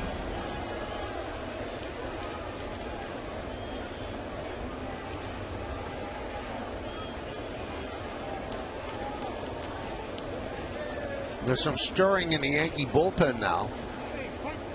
You know who we haven't seen in a long time, and you wonder why? Sergio Mitra has not pitched in a long time. Bunted foul. Rays playing a little small ball here. Mentioned struggling offensively a little bit. There's Mitre stretching, but not going out to warm up.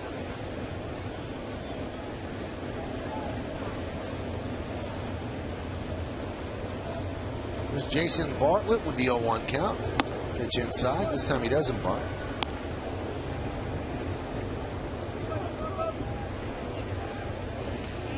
Now Chad Godin beginning to throw.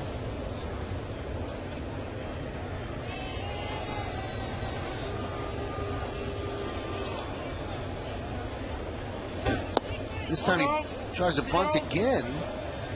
And the umpire at first, Andy Fletcher, said he didn't offer. Why would you bunt on the first pitch, not bunt on the second, then try to bunt on the third? You know, when you try to bunt on the first pitch and he didn't get the job done, you can see he pulls the bat head back here.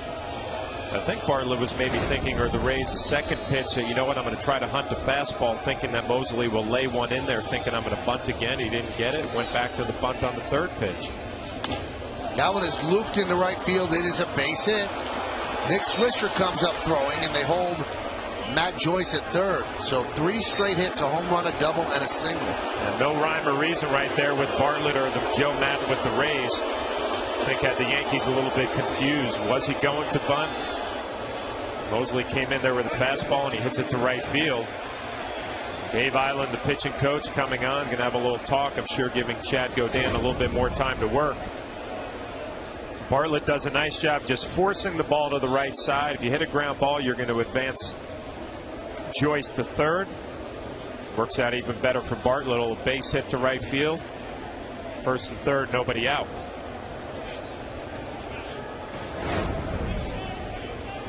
This copyrighted telecast is presented by authority of the New York Yankees. It may not be reproduced or retransmitted in any form, and the accounts and descriptions of this game may not be disseminated without the express written consent of the New York Yankees.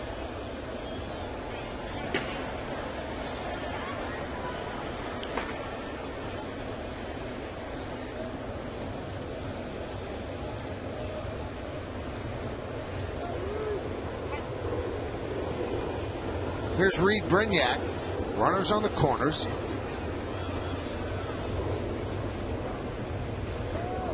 And trying to keep Bartlett close.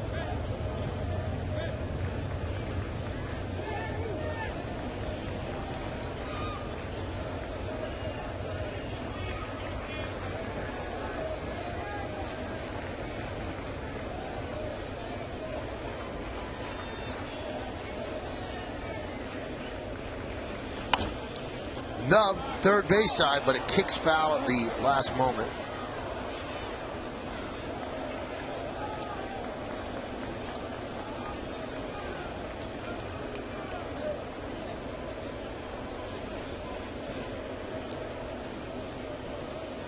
Alex sharing a laugh with third base coach Tom Foley.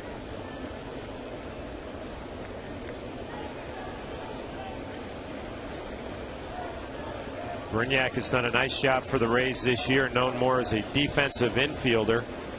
Swung the bat pretty well. 8 home runs, 42 RBIs, just over 100 games. Here in a nice situation, can pull a ball between first and second for a base hit, get a ball up in the air, sac fly.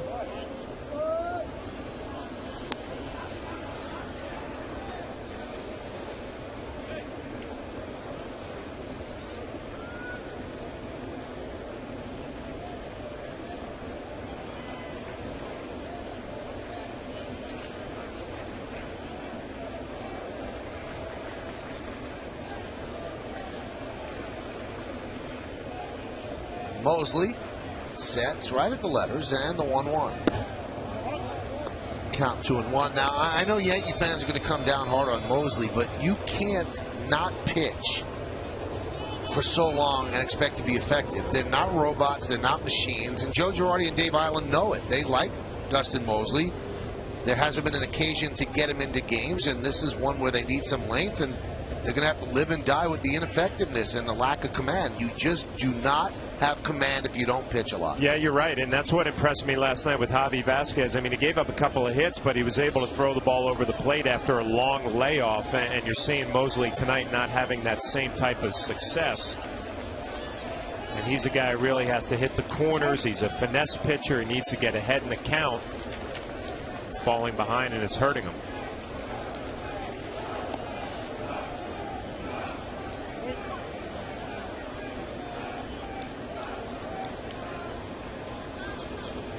Swing and a miss. Good off-speed pitch in the count, 2-2. Probably the best pitch that he has thrown tonight. Well, 2-1 changeup down and away with good action. This is not going to be the highlight swing for Reed Brignac right there. Out in front, off balance. 2-2. Tries to pull the outside pitch. Teixeira's coming home. He's out. Great tag by Cervelli. Tagging the sliding Joyce. That's some play by Teixeira for the first out. Well, he's banged up, fighting some injuries and not swinging the bat at his best right now. But Mark Teixeira always makes good plays out on the field. Off balance throw. Perfect to Francisco Cervelli, who throws out that left leg and rides Matt Joyce off a home plate. Take a look at the Coors Light freeze cam. Freeze it. He is out. Fearlessly kicking out that leg, John. Yeah, nice play all the way around. And you can do that when you have a good throw to work with, like Teixeira gave Cervelli. Here's Navarro. And a strike. Now you got to start thinking about getting greedy if you're Dustin Mosley. You got a catcher who doesn't run well, first and second, one out. Try to get yourself a double play ball and get out of this inning.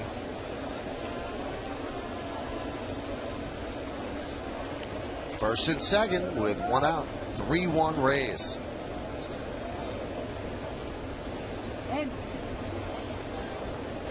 If you start thinking about how can I get a double play on Navarro right here, get him to hit a ground ball, maybe show him a fastball in off the plate to get him excited, and then go with that changeup down and away.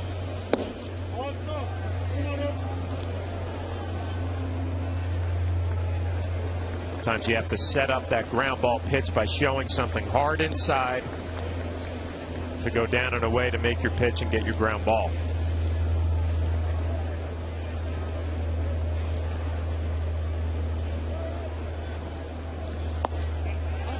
Strike.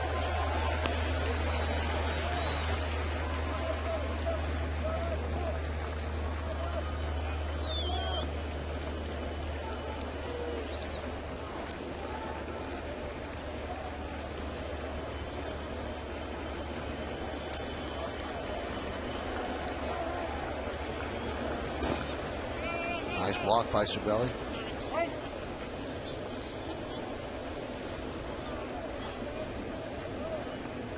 Well, nice play by Cervelli, keeping that possibility of a double play in order, keeping both runners on first and second. Right off the chest protector, you freeze the runners by looking at them. That is textbook right there.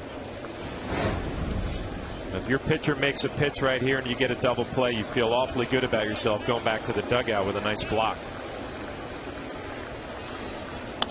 Lined right on one hop to Teixeira. They go to second one. Back to first. It's a double play. A 3-6-3 double play as Mosley gets out of further problems, and a lot of it had to do with Mark Teixeira. Yankees are trailing 3-1. Check this out. Time now for a message from our friends at the Fox Business Network, the power to prosper.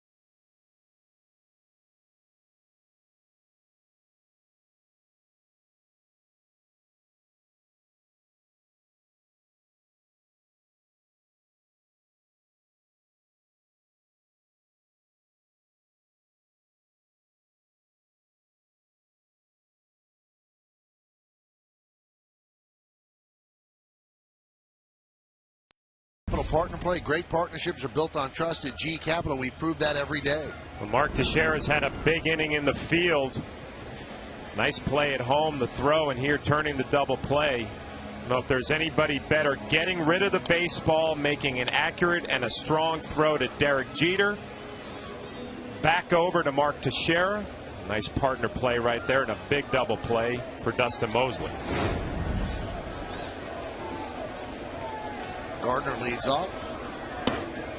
Shows bunt, takes low. Hey, I want to take this opportunity to wish our director, John Moore's sister, a happy birthday. So happy birthday to her. Jane. Happy birthday, Jane. What if she stayed up this night? Oh, so she lives in Santa Rosa, California. She's prime now. This is prime time. It's 8:15 there. Happy birthday, Jane.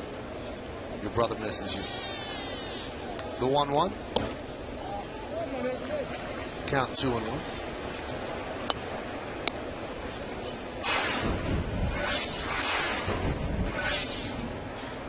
We'll see if the Yankees can take that momentum from Mark Teixeira's defensive plays here into the 6th inning. Top of the order, Brett Gardner, Derek Jeter. Grounded to first. Johnson there. 1 out.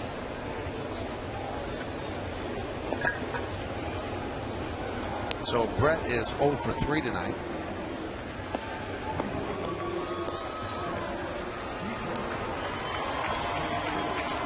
That's going to bring up Derek Jeter. Derek is flied out to right, and he's flied out to center.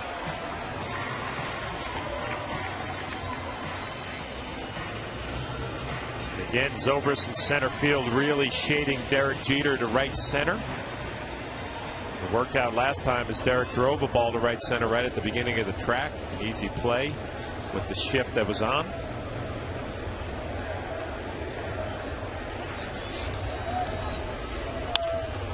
Rounded through the left side for a base hit. It was a breaking ball, slow, and Jeter just hooked it between short and third. You know, I was just thinking, Michael, the last at bat where he really drove the ball to right center field, that's what we're used to seeing from Derek Jeter. And when you get an off-speed pitch and maybe you're fooled a little bit out on your front foot and you hit it off the end, you still get a base hit to left field. You extend your hitting streak to 11 games.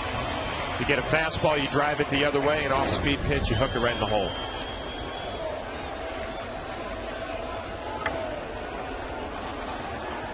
Here's Mark Teixeira, who made those great plays in the field. They had the shift on for him. 3 infielders on the right side. Longoria shades up the middle.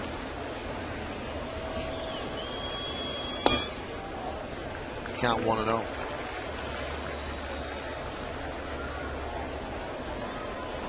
Mark grounded to short, was hit by a pitch. He is 3 for his last 21.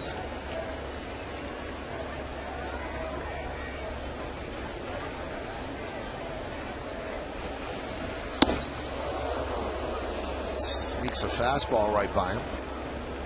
Perfect spot for it, tying him up.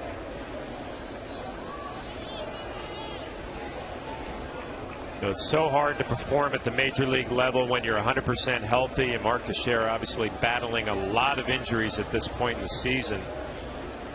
Trying to get healthy enough to be able to take his A swing. That one gets away from Navarro up the third baseline. Jeter moves to second. Well, Navarro spent a lot of time at AAA this year, and he does not do a good job blocking this baseball. Looked a little lazy with his upper body, got a bad angle, and it deflects up the third base line, and Derek Jeter will advance easily on the wild pitch. It's a ball a catcher really needs to keep in front. That also lessens the shift on Teixeira because Longoria now has to move closer to third, so more of up the middle is open. There's that change, and Teixeira swings over the top. Yeah, it is a plus pitch, that changeup. And you can see the 3-finger grip, like an OK change, circle change. Great arm action and good fade down and away.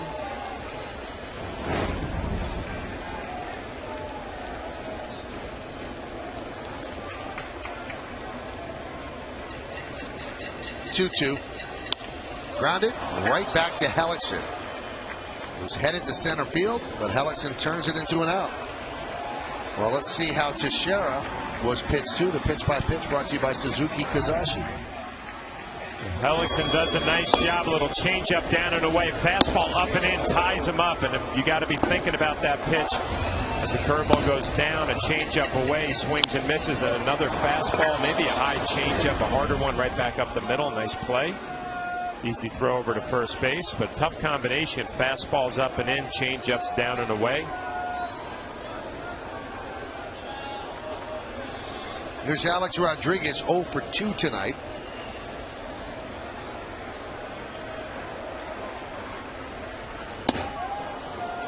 Sinking fastball, 0-1.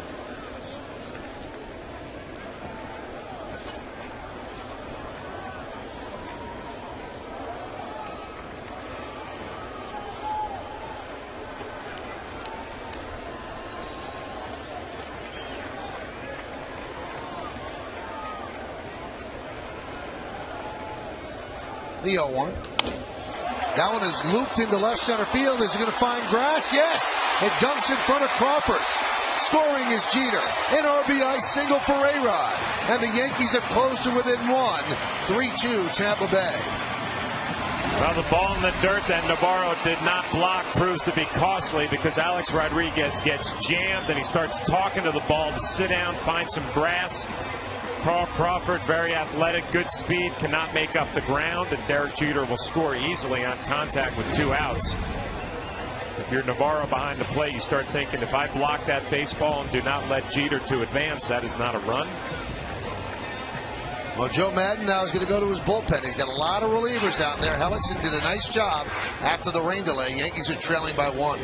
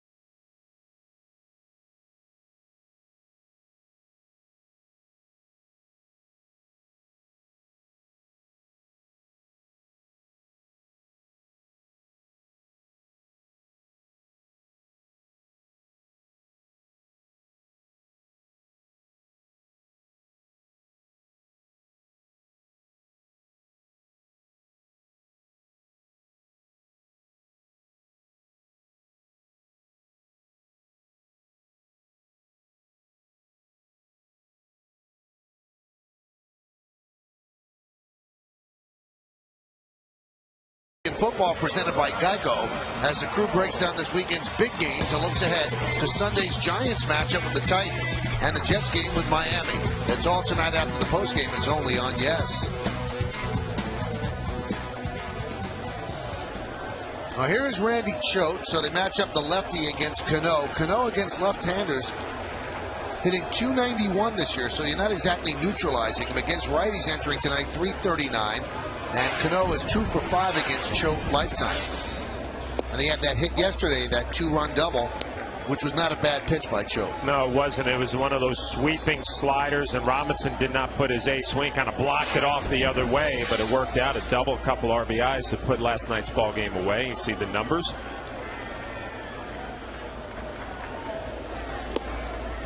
That's right.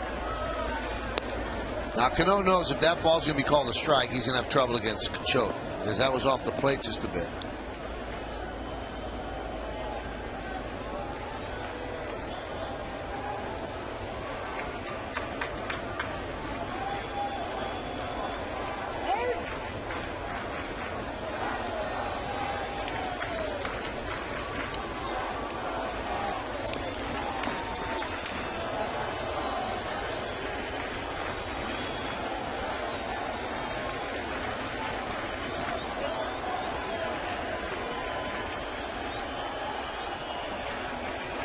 Outside, 2-1.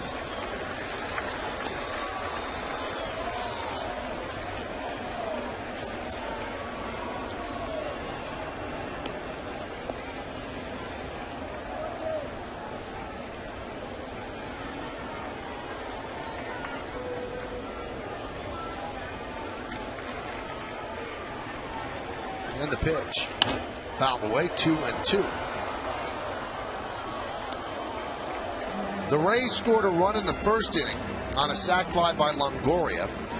Then they scored a run in the fifth inning on an RBI single by Crawford. The Yankees got a run in the fifth inning on a home run by Lance Berkman, his first as a Yankee. That made it 2-1. Then the Rays came back with a home run by Dan Johnson in the top of the sixth, making it 3-1. And here in the sixth inning, an RBI single by A-Rod with 2 outs scored Derek Jeter, making it 3-2. Randy Choate comes on, facing Cano. The runner goes, and that one is popped up. Longoria with the call and the catch, and that will do it. But the Yankees inch closer. 1 run on 2 hits and 1 man left. Let's go to the 7th. It's 3-2 Rays.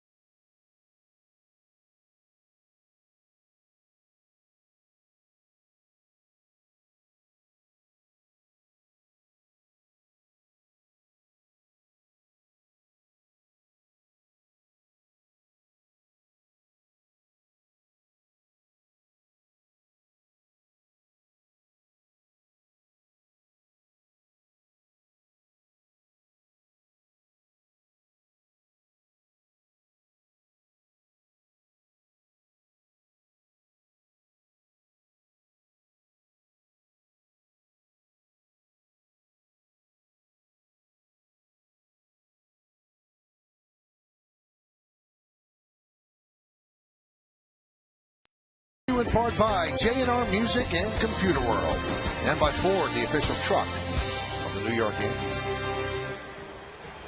Well, we go to the 7th inning. If you just got home and you were out and you're going, why is the game still being played? Well, there was a 2-hour and 11-minute rain delay, and that was in the bottom of the 3rd inning. So here we are at the top of the 7th. Chad Godin comes on. He is the Yankees' 4th pitcher.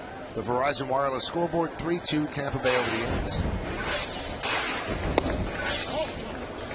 Count 1-0.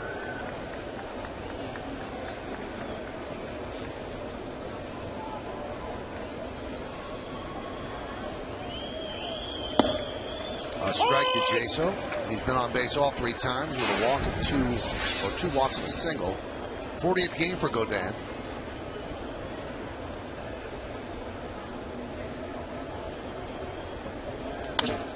Grounded to first. That one's easy for Teixeira, one away.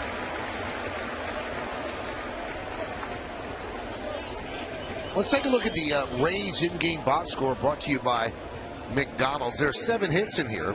John Jaso with a single, Ben Zobrist with a single, Crawford with an RBI single, a home run for Dan Johnson, a double for Matt Joyce, Bartlett with a single, Reed Brignac with a single. Longoria and Navarro are out of the party, but Longoria at least has an RBI on a sac fly. Here's Zobrist.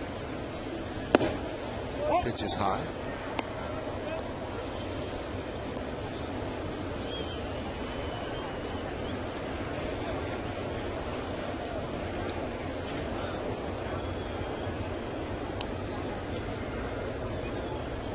The 1-0. Strike. Since the start of August, Chad Godin has pitched very well. He's pitched to a 2.37 ERA.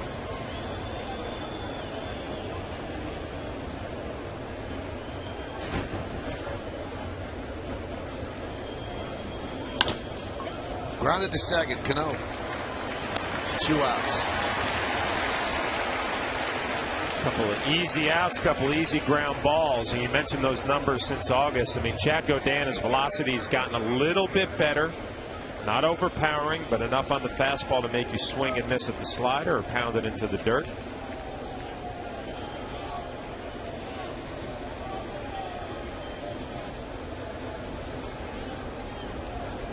Here's Crawford. High drive, right field, swisher back, track, wall, see ya. Home run Crawford, and the Rays go back up by 2, 4-2.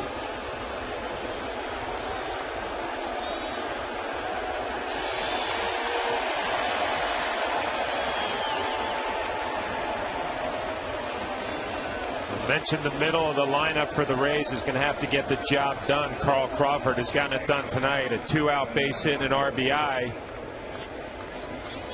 Here gets a hanging slider, drives it deep to right field, puts another run up on the board for the Rays.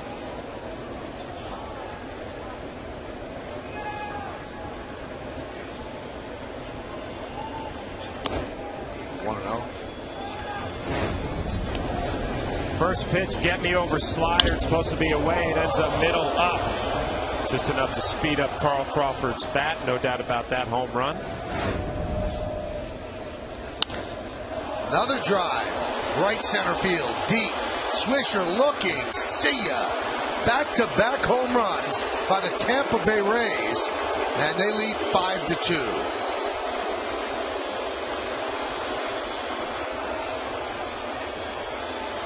Disappointing for Chad Godin. Got a couple of quick outs on some routine ground balls. And a mistake slider to Crawford, and Longoria drills this ball the other way. 22nd home run of the year. Pretty much a fastball right down Broadway. Is strong enough to drive it out into the Yankee bullpen.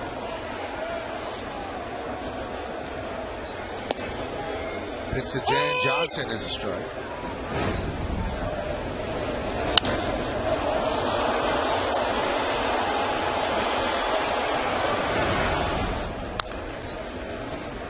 Grounded foul.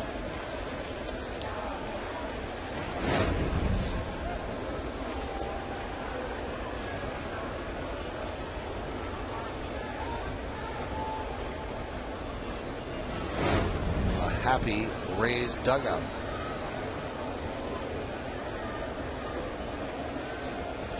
Well, for Crawford, it was his first home run since August 29th. For Longoria, his first since September 7th. So there's been a power outage for the Rays, but they go back-to-back here in the 7th, the 0-2.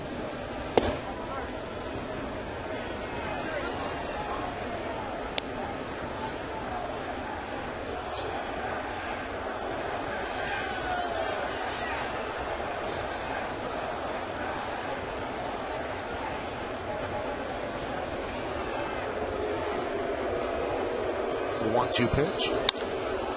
Locked it into left center field. Coming on Granderson. He makes the dive and the catch. And he gets up a little slowly, but he hauled it in for the final out. Nice play by Curtis Granderson, taking away an extra base hit from Dan Johnson. but 2 runs on 2 hits on the back-to-back home runs by Crawford and Longoria. No errors and nobody left. At the end of 6.5, it's time for the 7th inning stretch here at the stadium. Rays lead 5-2, but we'll stay here and honor America in the Bronx. Thank you. Now King Smith's rendition of God Bless America.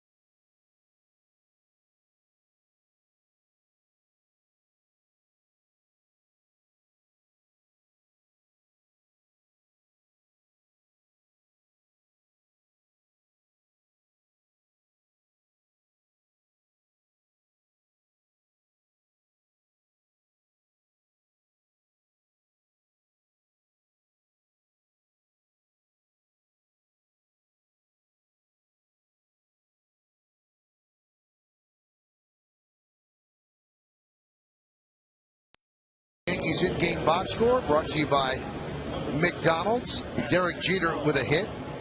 In fact, it was a hit and a run scored. Alex Rodriguez a bloop single and an RBI. Mark Teixeira got plunked with a pitch. A home run by Lance Berkman, his first as a Yankee. Yankees really haven't done much. You count it up. You don't have to be a mathematician. That's just 3 hits. New pitcher is Grant Balfour. 4th pitcher used by Joe Madden, and a new first baseman is Carlos Pena as they tighten up their defense. We saw Balfour in the first game of this series have a nice year. ERA 2.45, 41 hits and 51 1/3.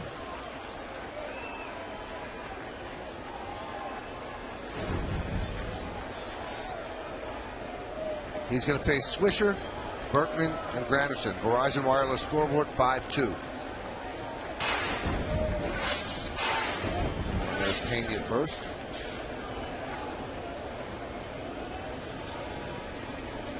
Six games Balfour's faced the Yankees this year. Pitched to a 1.69 ERA.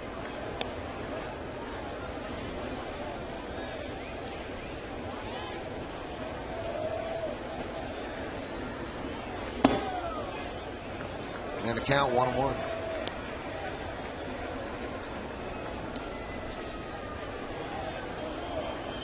Balfour pretty much fastball slider and is not afraid to challenge. High pop up. Left center. Zobrist with the call on the catch. 1 out. He's a guy when he's at his best, he's not nibbling. He's going right down the middle, challenging his best fastball against your best swing. Love the mentality for a late inning reliever. Here it is. Let's see what you can do with it. Nick Swisher just works underneath a little bit.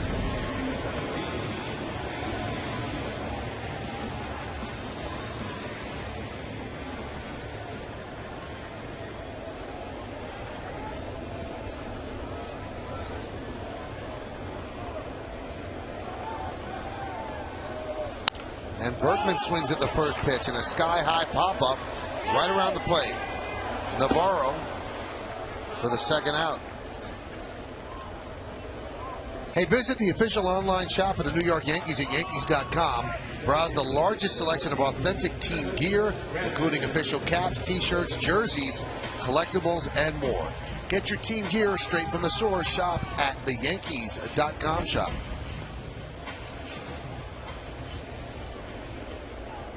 Shirt. Here is Curtis Granderson. Count 1-0.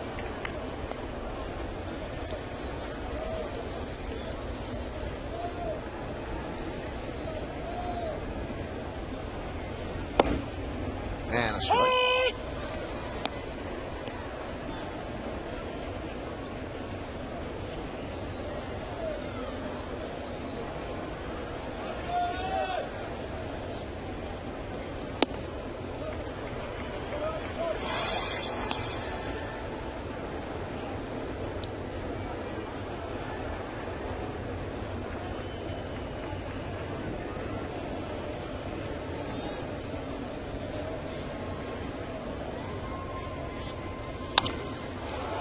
Popped up. Shallow left. Crawford makes the play for the final out of a 1-2-3 inning. We go to the 8th. Tampa Bay leads the Yankees 5-2.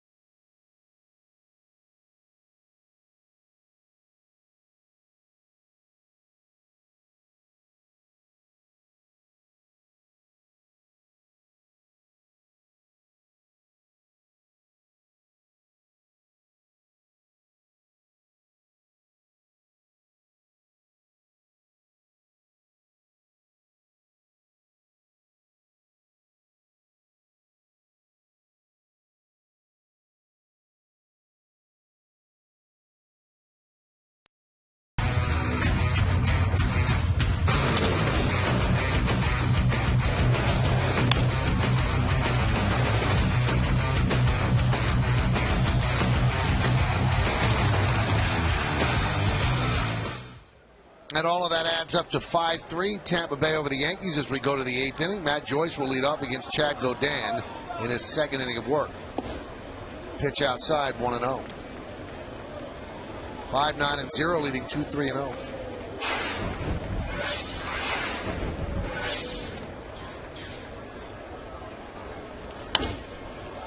foul back.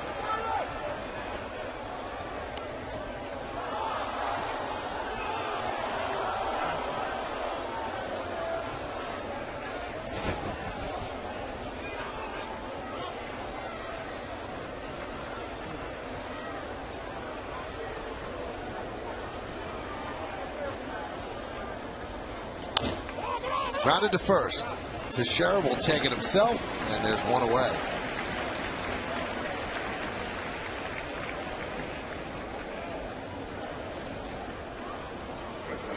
Tonight on Yes, we're asking you to vote along with us for the Chevy Player of the Game. Text your vote to 58772 or vote online at yesnetwork.com. Tonight's candidates are number 1, Lance Berkman, number 2, Evan Longoria, number 3, Dan Johnson, number 4, Carl Crawford. Vote now, make your voice heard. Standard text messaging rates apply. Here's Jason Bartlett against Godin. Fouled away. Chad Godin, his second inning of work, trying to keep the game right here. A 3-run deficit against a bullpen for the Rays that has been very strong this year. They'll use Benoit in the 8th and then Soriano in the 9th. Fouled away. The back-to-back home runs in the 7th inning will seem very large when you see how those guys throw coming out of the bullpen. Insurmountable? Of course not. Difficult? Yes.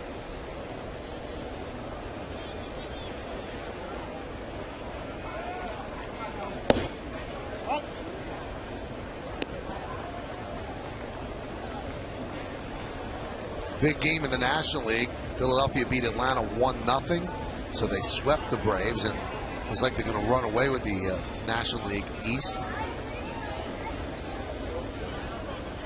San Diego beat LA, or leading LA 3-1, bottom of the 6th inning. And you have to couple that with the fact that San Francisco lost to the Cubs 2-0. See Benoit warming. And Colorado leads Arizona 4-3 in the bottom of the 6th. Those are all involved in the wild card and the National League West. The 2-2. Strike 3. Bartlett down looking.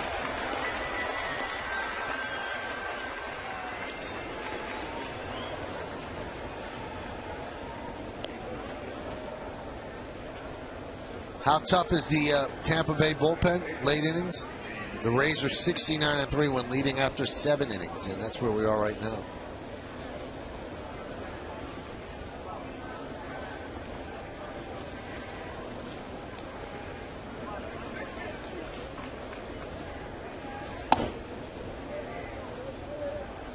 Count 1-0. This is what Benoit has done, 1.46 in 58 games.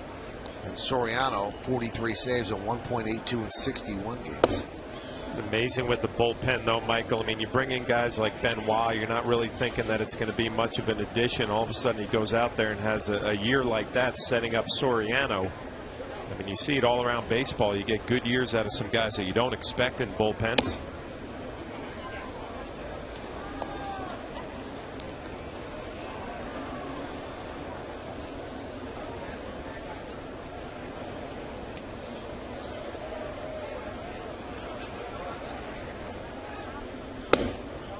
And a walk issued to Burnett.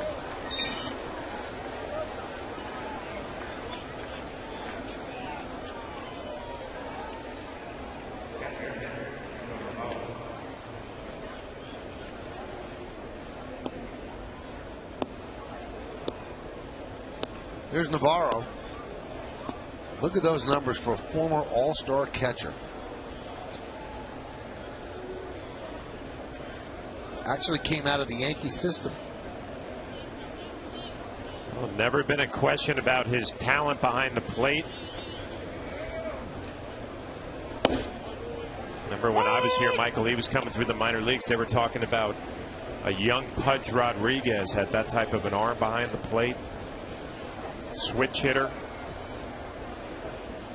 Has never been able to be consistent at the big league level. An all-star 1 year, and then he follows it up with a year like this. Tough to figure out.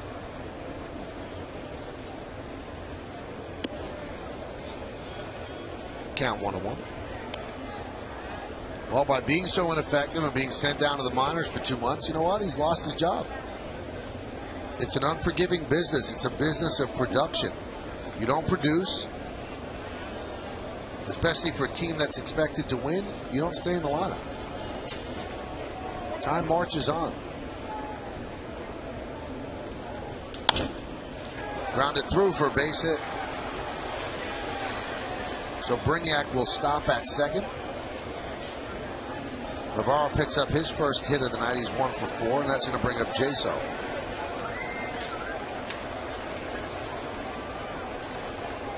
And that's going to do it for Godin, as Joe Girardi is going to signal for Jonathan Albaladeo.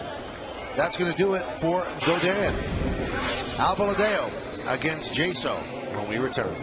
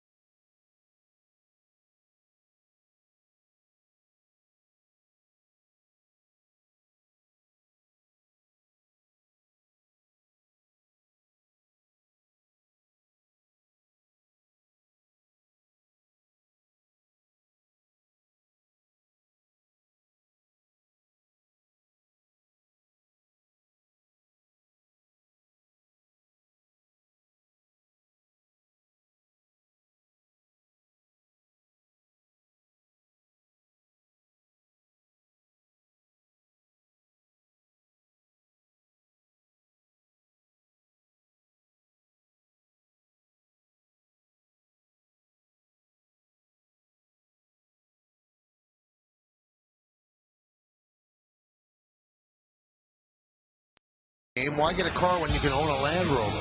Well, with 2 outs in the top of the 7th, Carl Crawford gets a get-me-over slider and drills it into the right field seats for a home run.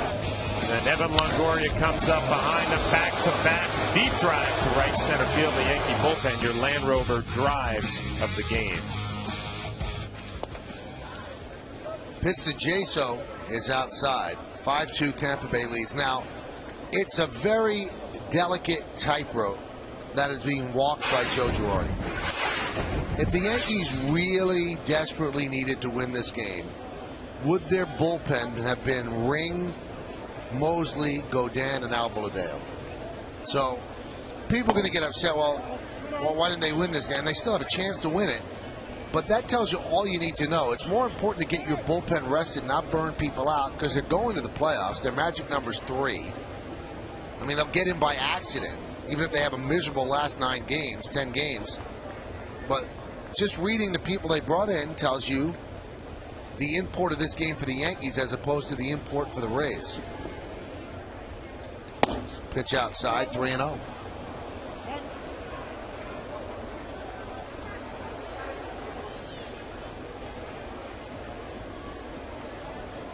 Zobrist on deck, and Albaladeo trying to take advantage of some opportunities here in the month of September to open up some eyes. Had a big year at AAA.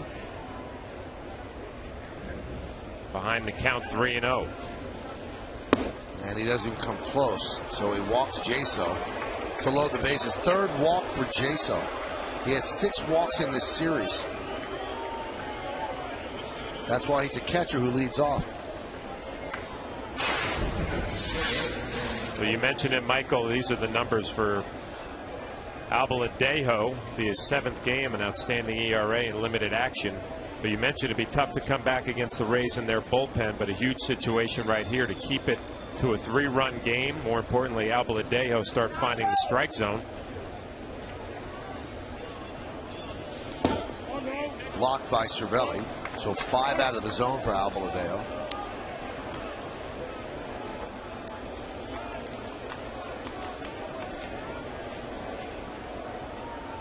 And again, in fairness to Albaladeo, hasn't pitched since September 12th. I mean, it's a guy who was pitching almost every day at Scranton-Wilkes-Barre, so now it's a 10-day layoff. You can throw all you want in the bullpen. It's not going to approximate what you would do in the game.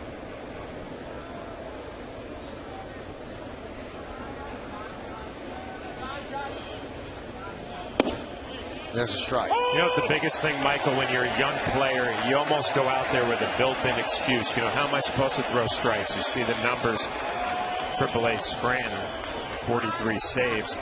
You almost go out there with a built-in excuse. I've had so much time off. How am I going to be sharp? A veteran guy won't have those thoughts in his head. He'll be out there trying to find a way.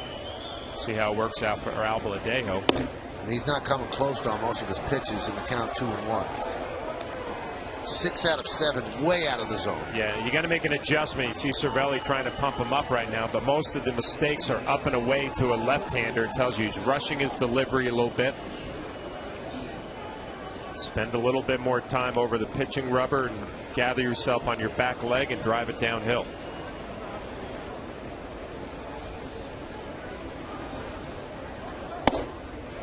Three and one. Pitch away from forcing in a run.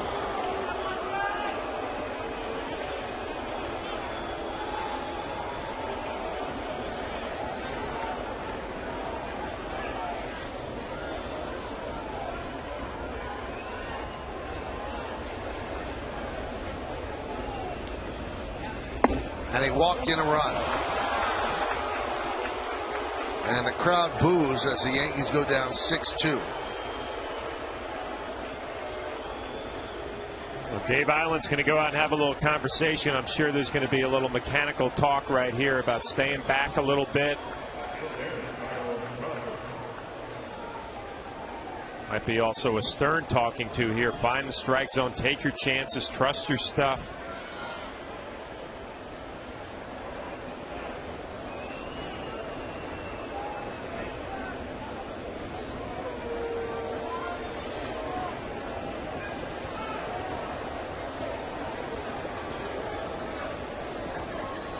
Now the dangerous Carl Crawford.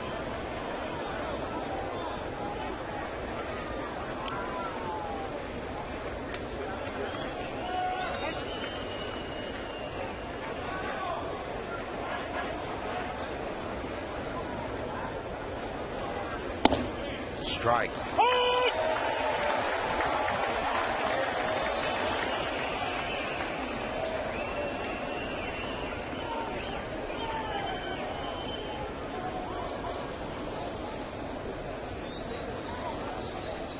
The 0-1. 1-1.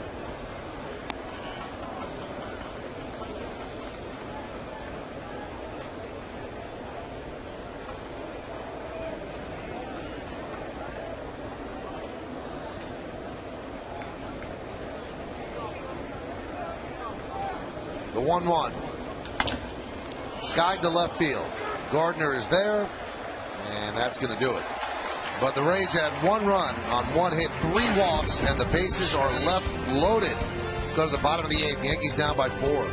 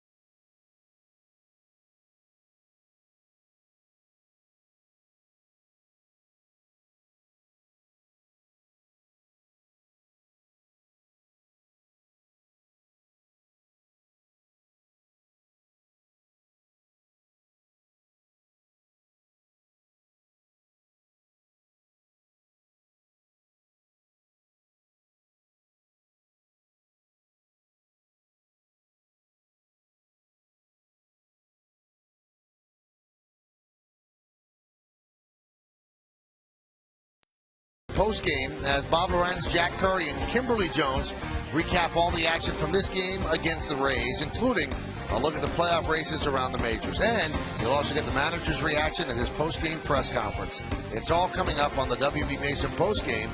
It's only on Yes. New center fielder for the Rays is B.J. Upton, taking over for Zobrist in center field. There's B.J. And Joaquin Benoit will take over on the mound, the fifth pitcher used by Joe Madden, and the numbers are just exemplary. 68 strikeouts and 55 and a third innings pitched. Only 26 hits. Very impressive year.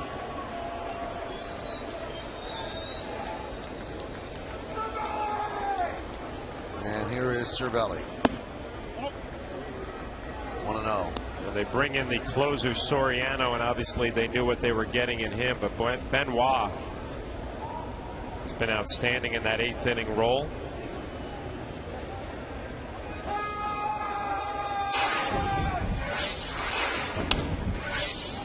One and one.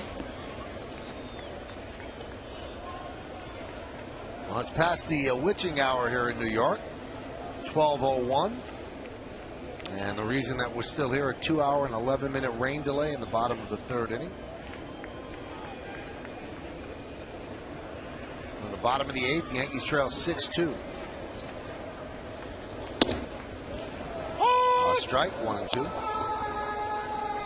A tough pitch to hit right there for Francisco Cervelli, who's having a tough night. 0 for 2, a couple of strikeouts. Now behind in the count, 1-2. You cannot do anything with this pitch. Right on the corner, 94 miles an hour, a little bit of movement.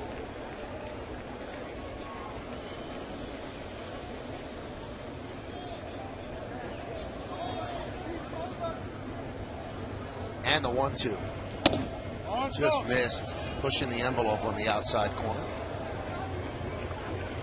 Trying to see if he can get home plate umpire Adrian Johnson to expand a little bit. Just off the plate, did not bite.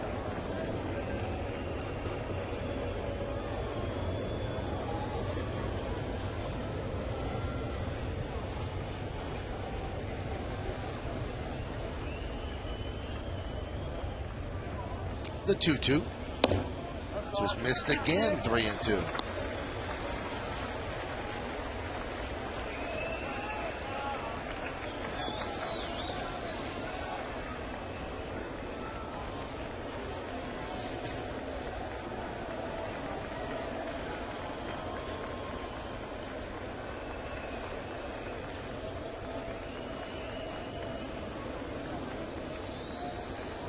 Payoff. Cervelli fouls back the 94-mile-an-hour fastball.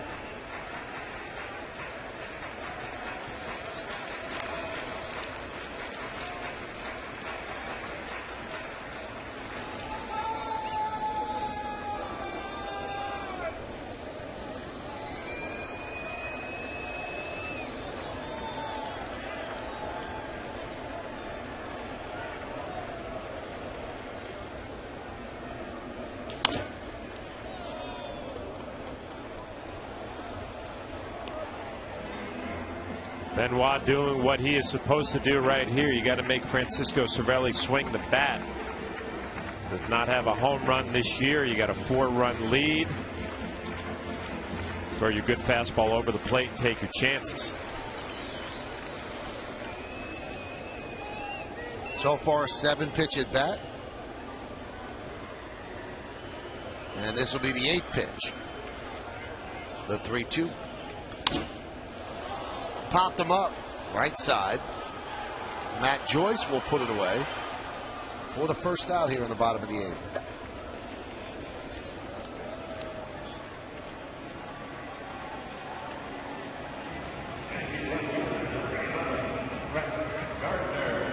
You know, we always talk about how pitchers would much prefer to have elbow surgery because it's much more of an exact science. Well, Joaquin Benoit had rotator cuff surgery. Those don't always work out. And he missed the entire 09 season with rotator cuff surgery. He was signed to a minor league free agent contract in February. Look Look at what he's meant to this team. Yeah, and you could say the Rays, oh, it's a great job of finding this guy, sign him to a minor league contract. But, you know, that some organizations just get lucky with some of those signings. A guy comes back from surgery, throwing the ball 94 miles an hour, and you know what, to the Rays' credit, they gave him a chance on a minor league deal, and it has paid off huge dividends.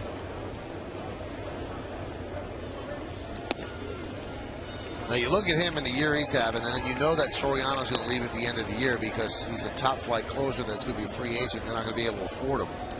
They just slide Benoit into the closer's role.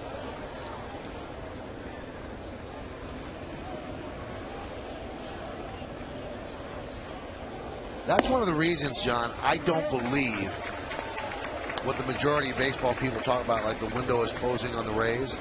I mean, Desmond Jennings is going to take over in left field for Crawford. They can move Zobrist over to first base to take over for Pena.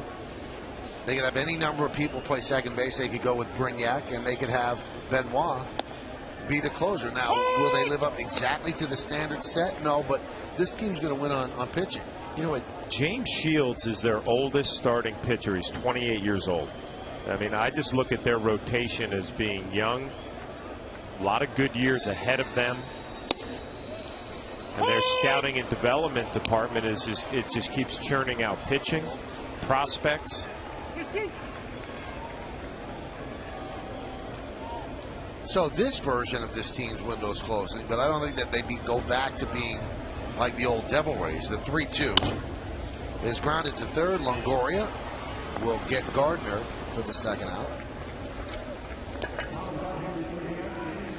You think of Benoit, you know, every time you would go to spring training, there were always maybe 10 or 12 pitchers that organizations give a chance to on minor league deals to open up some eyes in spring training, maybe coming off injuries. And if one of those guys pans out and helps your AAA team or your big league club, you think it's a good deal. I don't think the Rays could have planned on Benoit doing what he has done this year. It's been a great find. Here's Derek Jeter. He kept his hitting streak alive with a single to left in the 6th inning, so he now has an 11-game streak.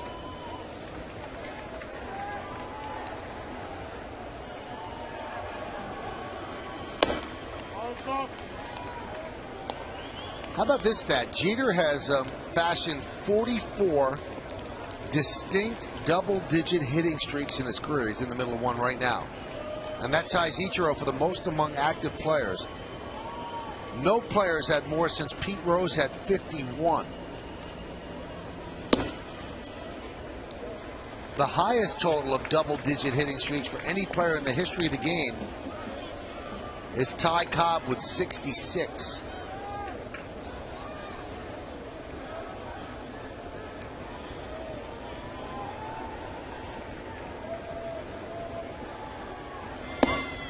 Strike.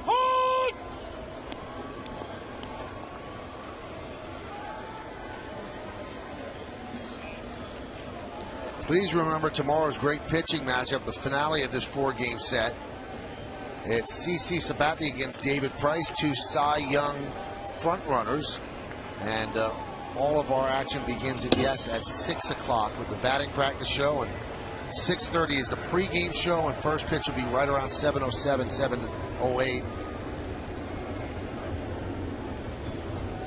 And Kimberly Jones has an interview with CC Sabathia for the BP show. You definitely want to watch that.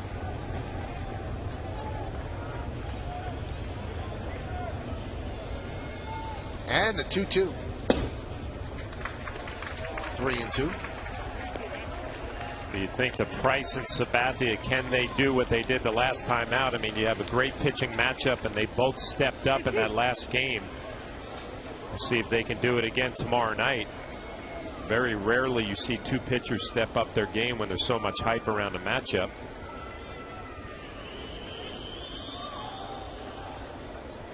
Three-two. Driven out to right field. Joyce giving chase. He can't get there. It's off the base of the wall.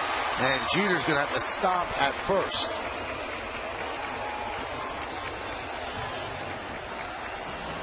Well, somebody is back to being the old Derek Jeter, the guy that we have seen his whole career. Letting the fastball travel deep. That pitch is off the plate away. Centers it, drills it off the wall. base of the wall. Joyce does a nice job. Strong throw in the second base, and no place for Derek to go. Down by 4, you got him to stay at first base. Jeter's now had multiple hits in 5 of his last 8 games.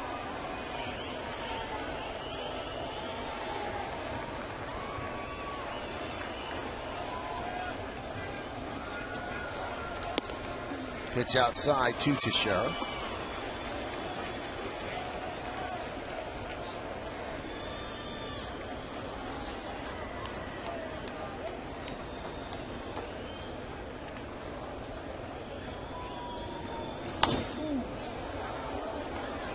Fouled that.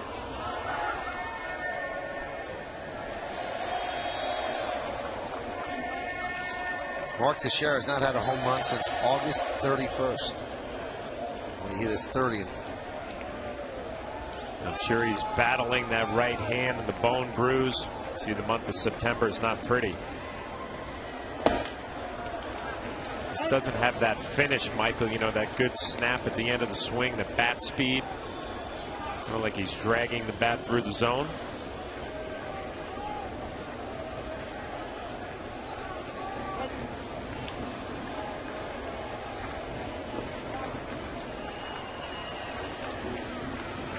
The 2-1. 3-1. Well, you watch Benoit in this inning, he certainly doesn't seem overpowering at all. Someone that would compile the numbers that he's compiled, but he's getting it done. His fastball is not blistering. It's at 93, 94.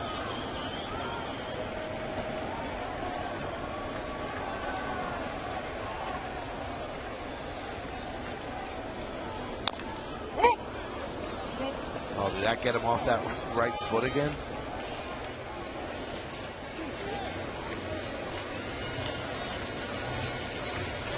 Mark got himself in a good count to hit 3-1, but he swings. It looks like a fastball down out of the zone.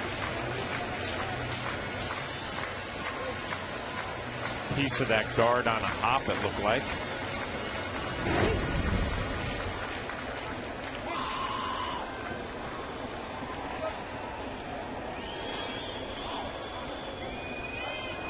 Runner will go. 3-2, 2 outs. Grounded foul.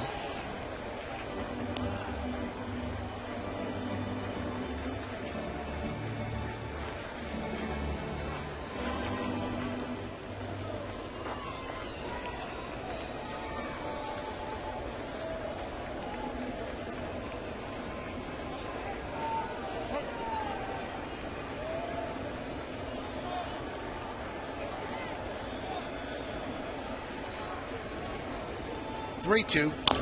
Another foul ball.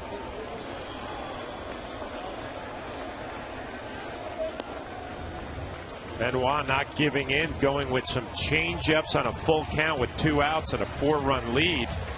A lot of confidence you can throw that pitch for a strike. Last thing you want to do is throw an off-speed pitch for a ball, and then you have Alex Rodriguez waiting on deck. Whatever pitch you throw right here, you want to make sure you make Mark Teixeira put it in play.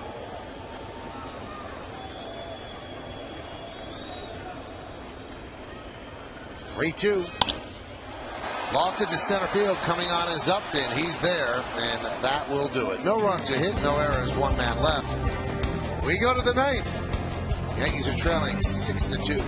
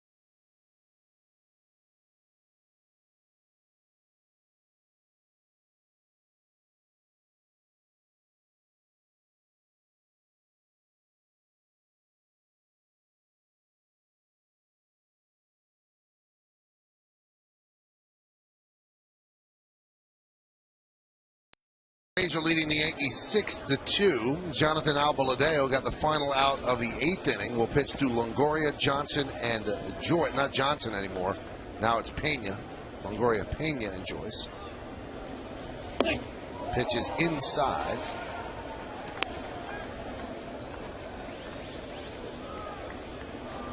Different inning for Albaladeo, but the same result right there. A lot of fastballs up and into a righty, up and away to a lefty. He's got to find a way to correct it. Line, base hit to left field.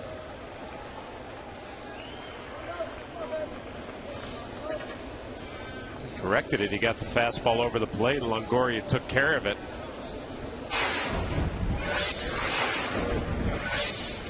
Yankees have done a nice job keeping him down the first 2 games of the series, but he has shown up tonight. A deep home run to right field, sacrifice fly and RBI, and a hard base hit to left field right there.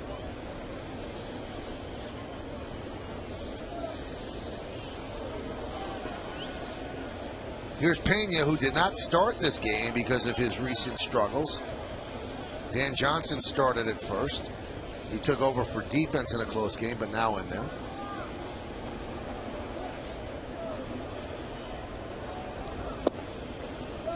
Count 1-0.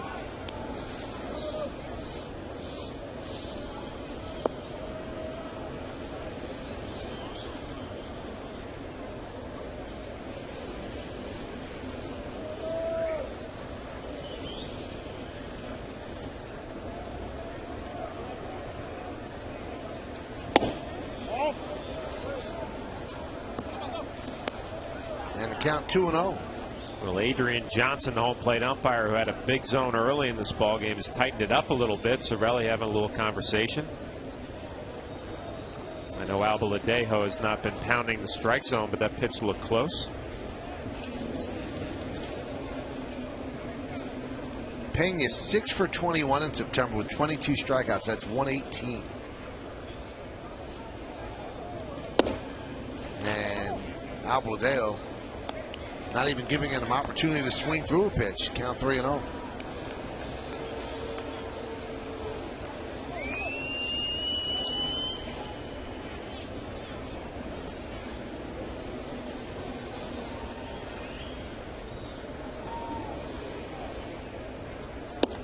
There's a strike.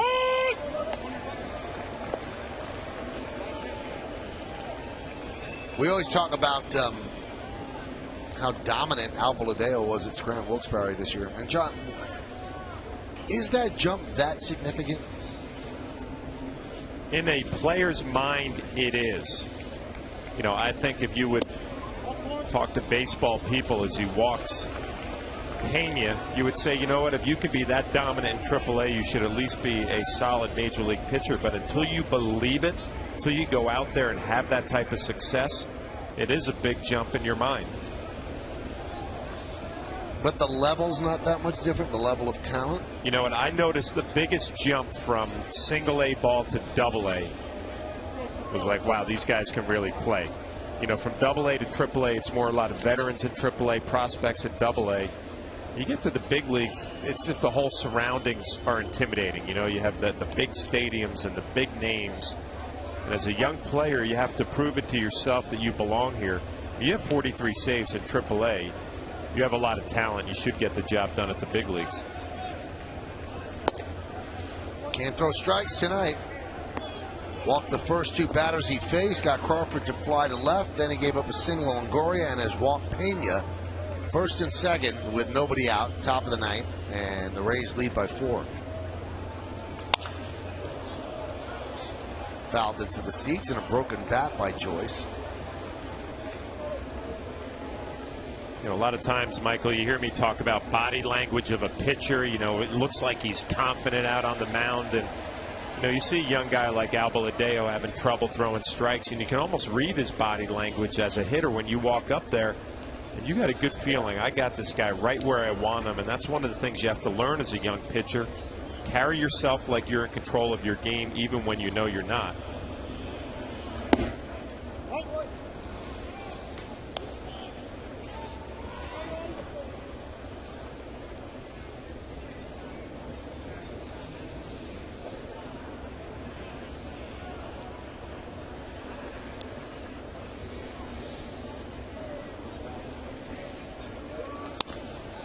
2-2.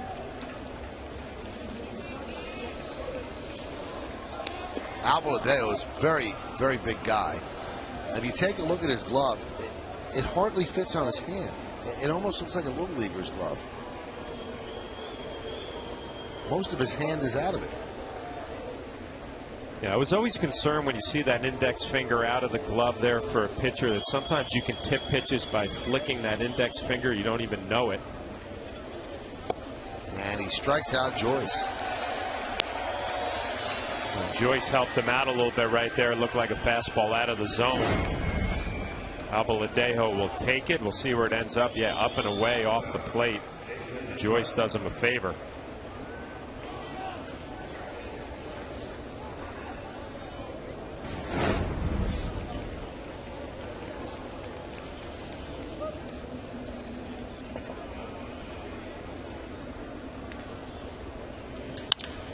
Hot shot at Jeter. He knocks it down. There's one. And they can't get the double play. If he had held on to it, it would have been a double play anyway because Longoria was too far off second. Not sure what Longoria was doing right there. He's supposed to freeze on a line drive. Bartlett hits this ball hard. Pretty much right. He's trying to get out of the way is what happened. And that probably blinded Jeter. Yep. Cano doesn't get off a strong throw, a little bit high, and Bartlett hustling down the line. There's Brignac. Past the diving Teixeira and into right field. Longoria scores. Bartlett will go to third. The throw comes to third. It's an RBI single for Brignac, and the Rays lead the Yankees 7-2. I mentioned earlier, Brignac has really had a nice year offensively, probably a little more than the Rays expected. Reputation of a defensive infielder, gets a first pitch fastball, pulls it right in between the hole. Just out of the reach of Mark Teixeira. 7-2 lead for the Rays.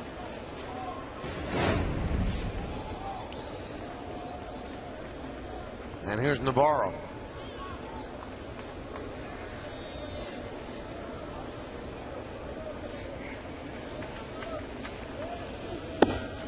And a strike.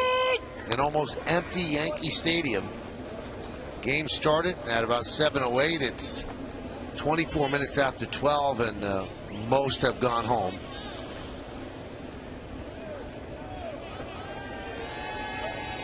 The 0-1. There's a strike.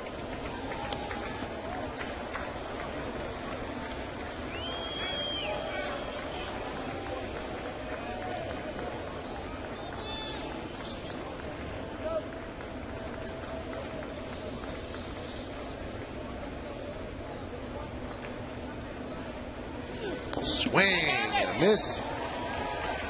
Navarro down on strikes. And that is going to do it.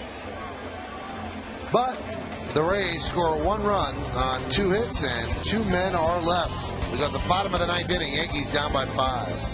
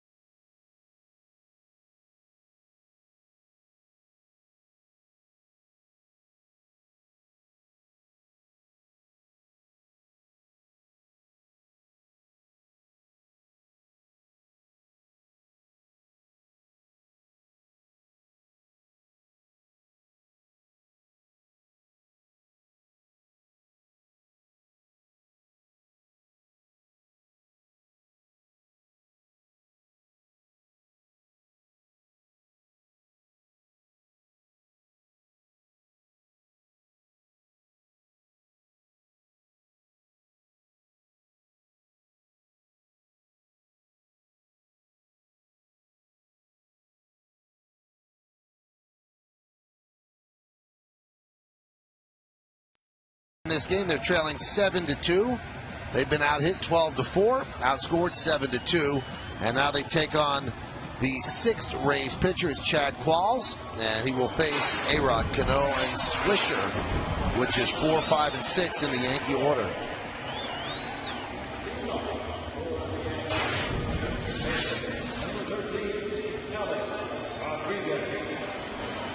Those are the numbers on Qualls.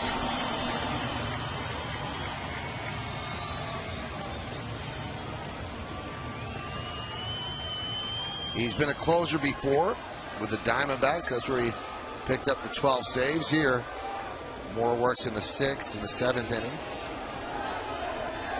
Alex with an RBI single his last time up. Pitch is up and away, 1-0.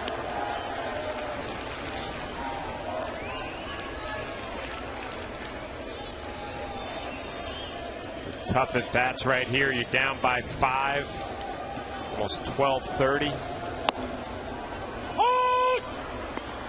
You got to keep your concentration, grind out a tough at bat right here and see what happens.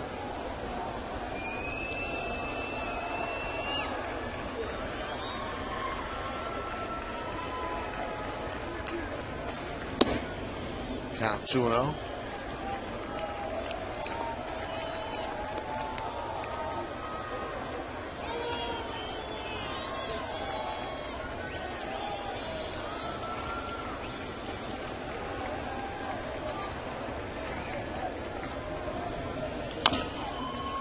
Chop toward third, charging Longoria for the first out. So 1 down in the bottom of the 9th inning.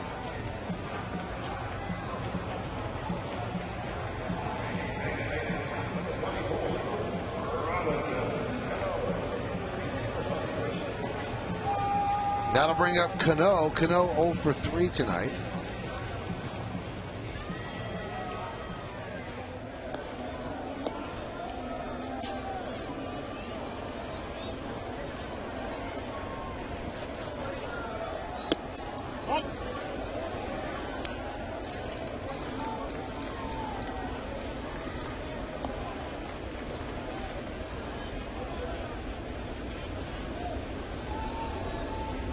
The 1-0.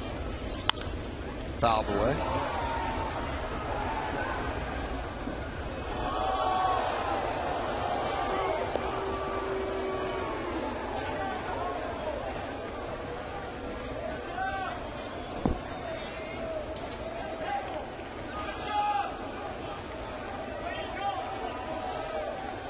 The 1-1.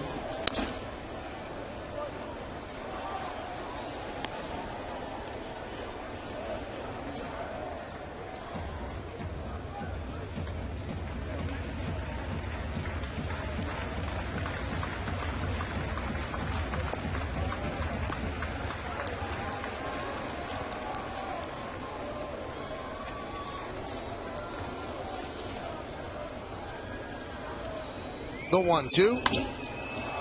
Caught by Bartlett. Yankees are down to their final out. Hit hard by Cano, but right at Bartlett. Seeing Qualls, a good sinker and a nice slider. Robinson Cano, it's a line drive to Bartlett. Does everything right, nothing to show for it.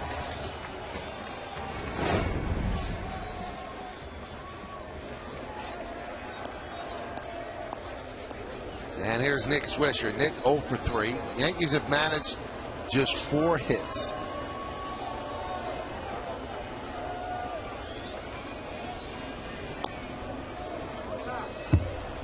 Count 1-0. I guess Hellickson really the story of this ballgame for the Rays. Took over after Davis after the rain delay. Davis was impressive. Hellickson came in, did a nice job. Yankees held down 2 runs, 4 hits.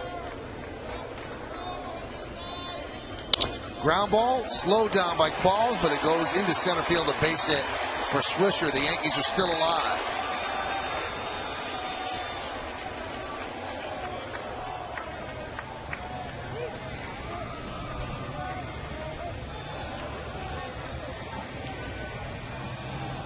And that's going to bring up Lance Berkman. Way back in the 5th inning, Berkman hit his first home run as a Yankee.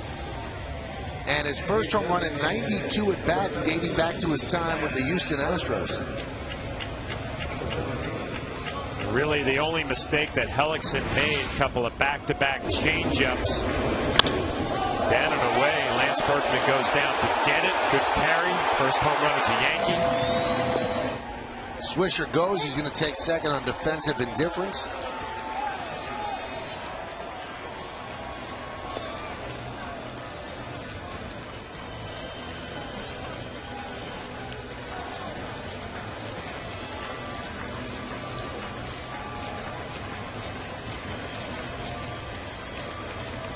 Tomorrow, David Price against CC. Not tomorrow, later today. Price against Sabathia. Round 2. The 1-0. Grounded through the right side for a base hit. Swisher rounds third. They're going to hold him there as Joyce comes up throwing. So a base hit for Berkman. He continues to hit well. He's 2 for 4. Swinging the bat a lot better from the left side. Gets a sinker up, just pulls it. Right in between first and second. Rob Thompson does a smart thing, third base coach, holding up Nick Swisher.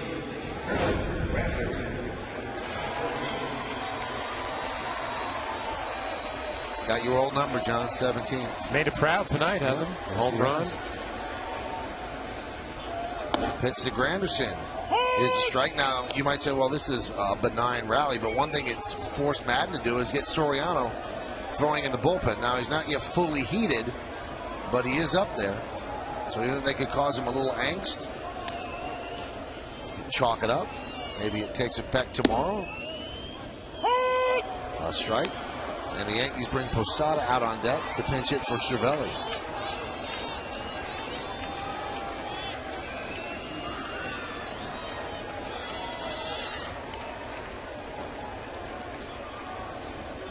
The 0-2.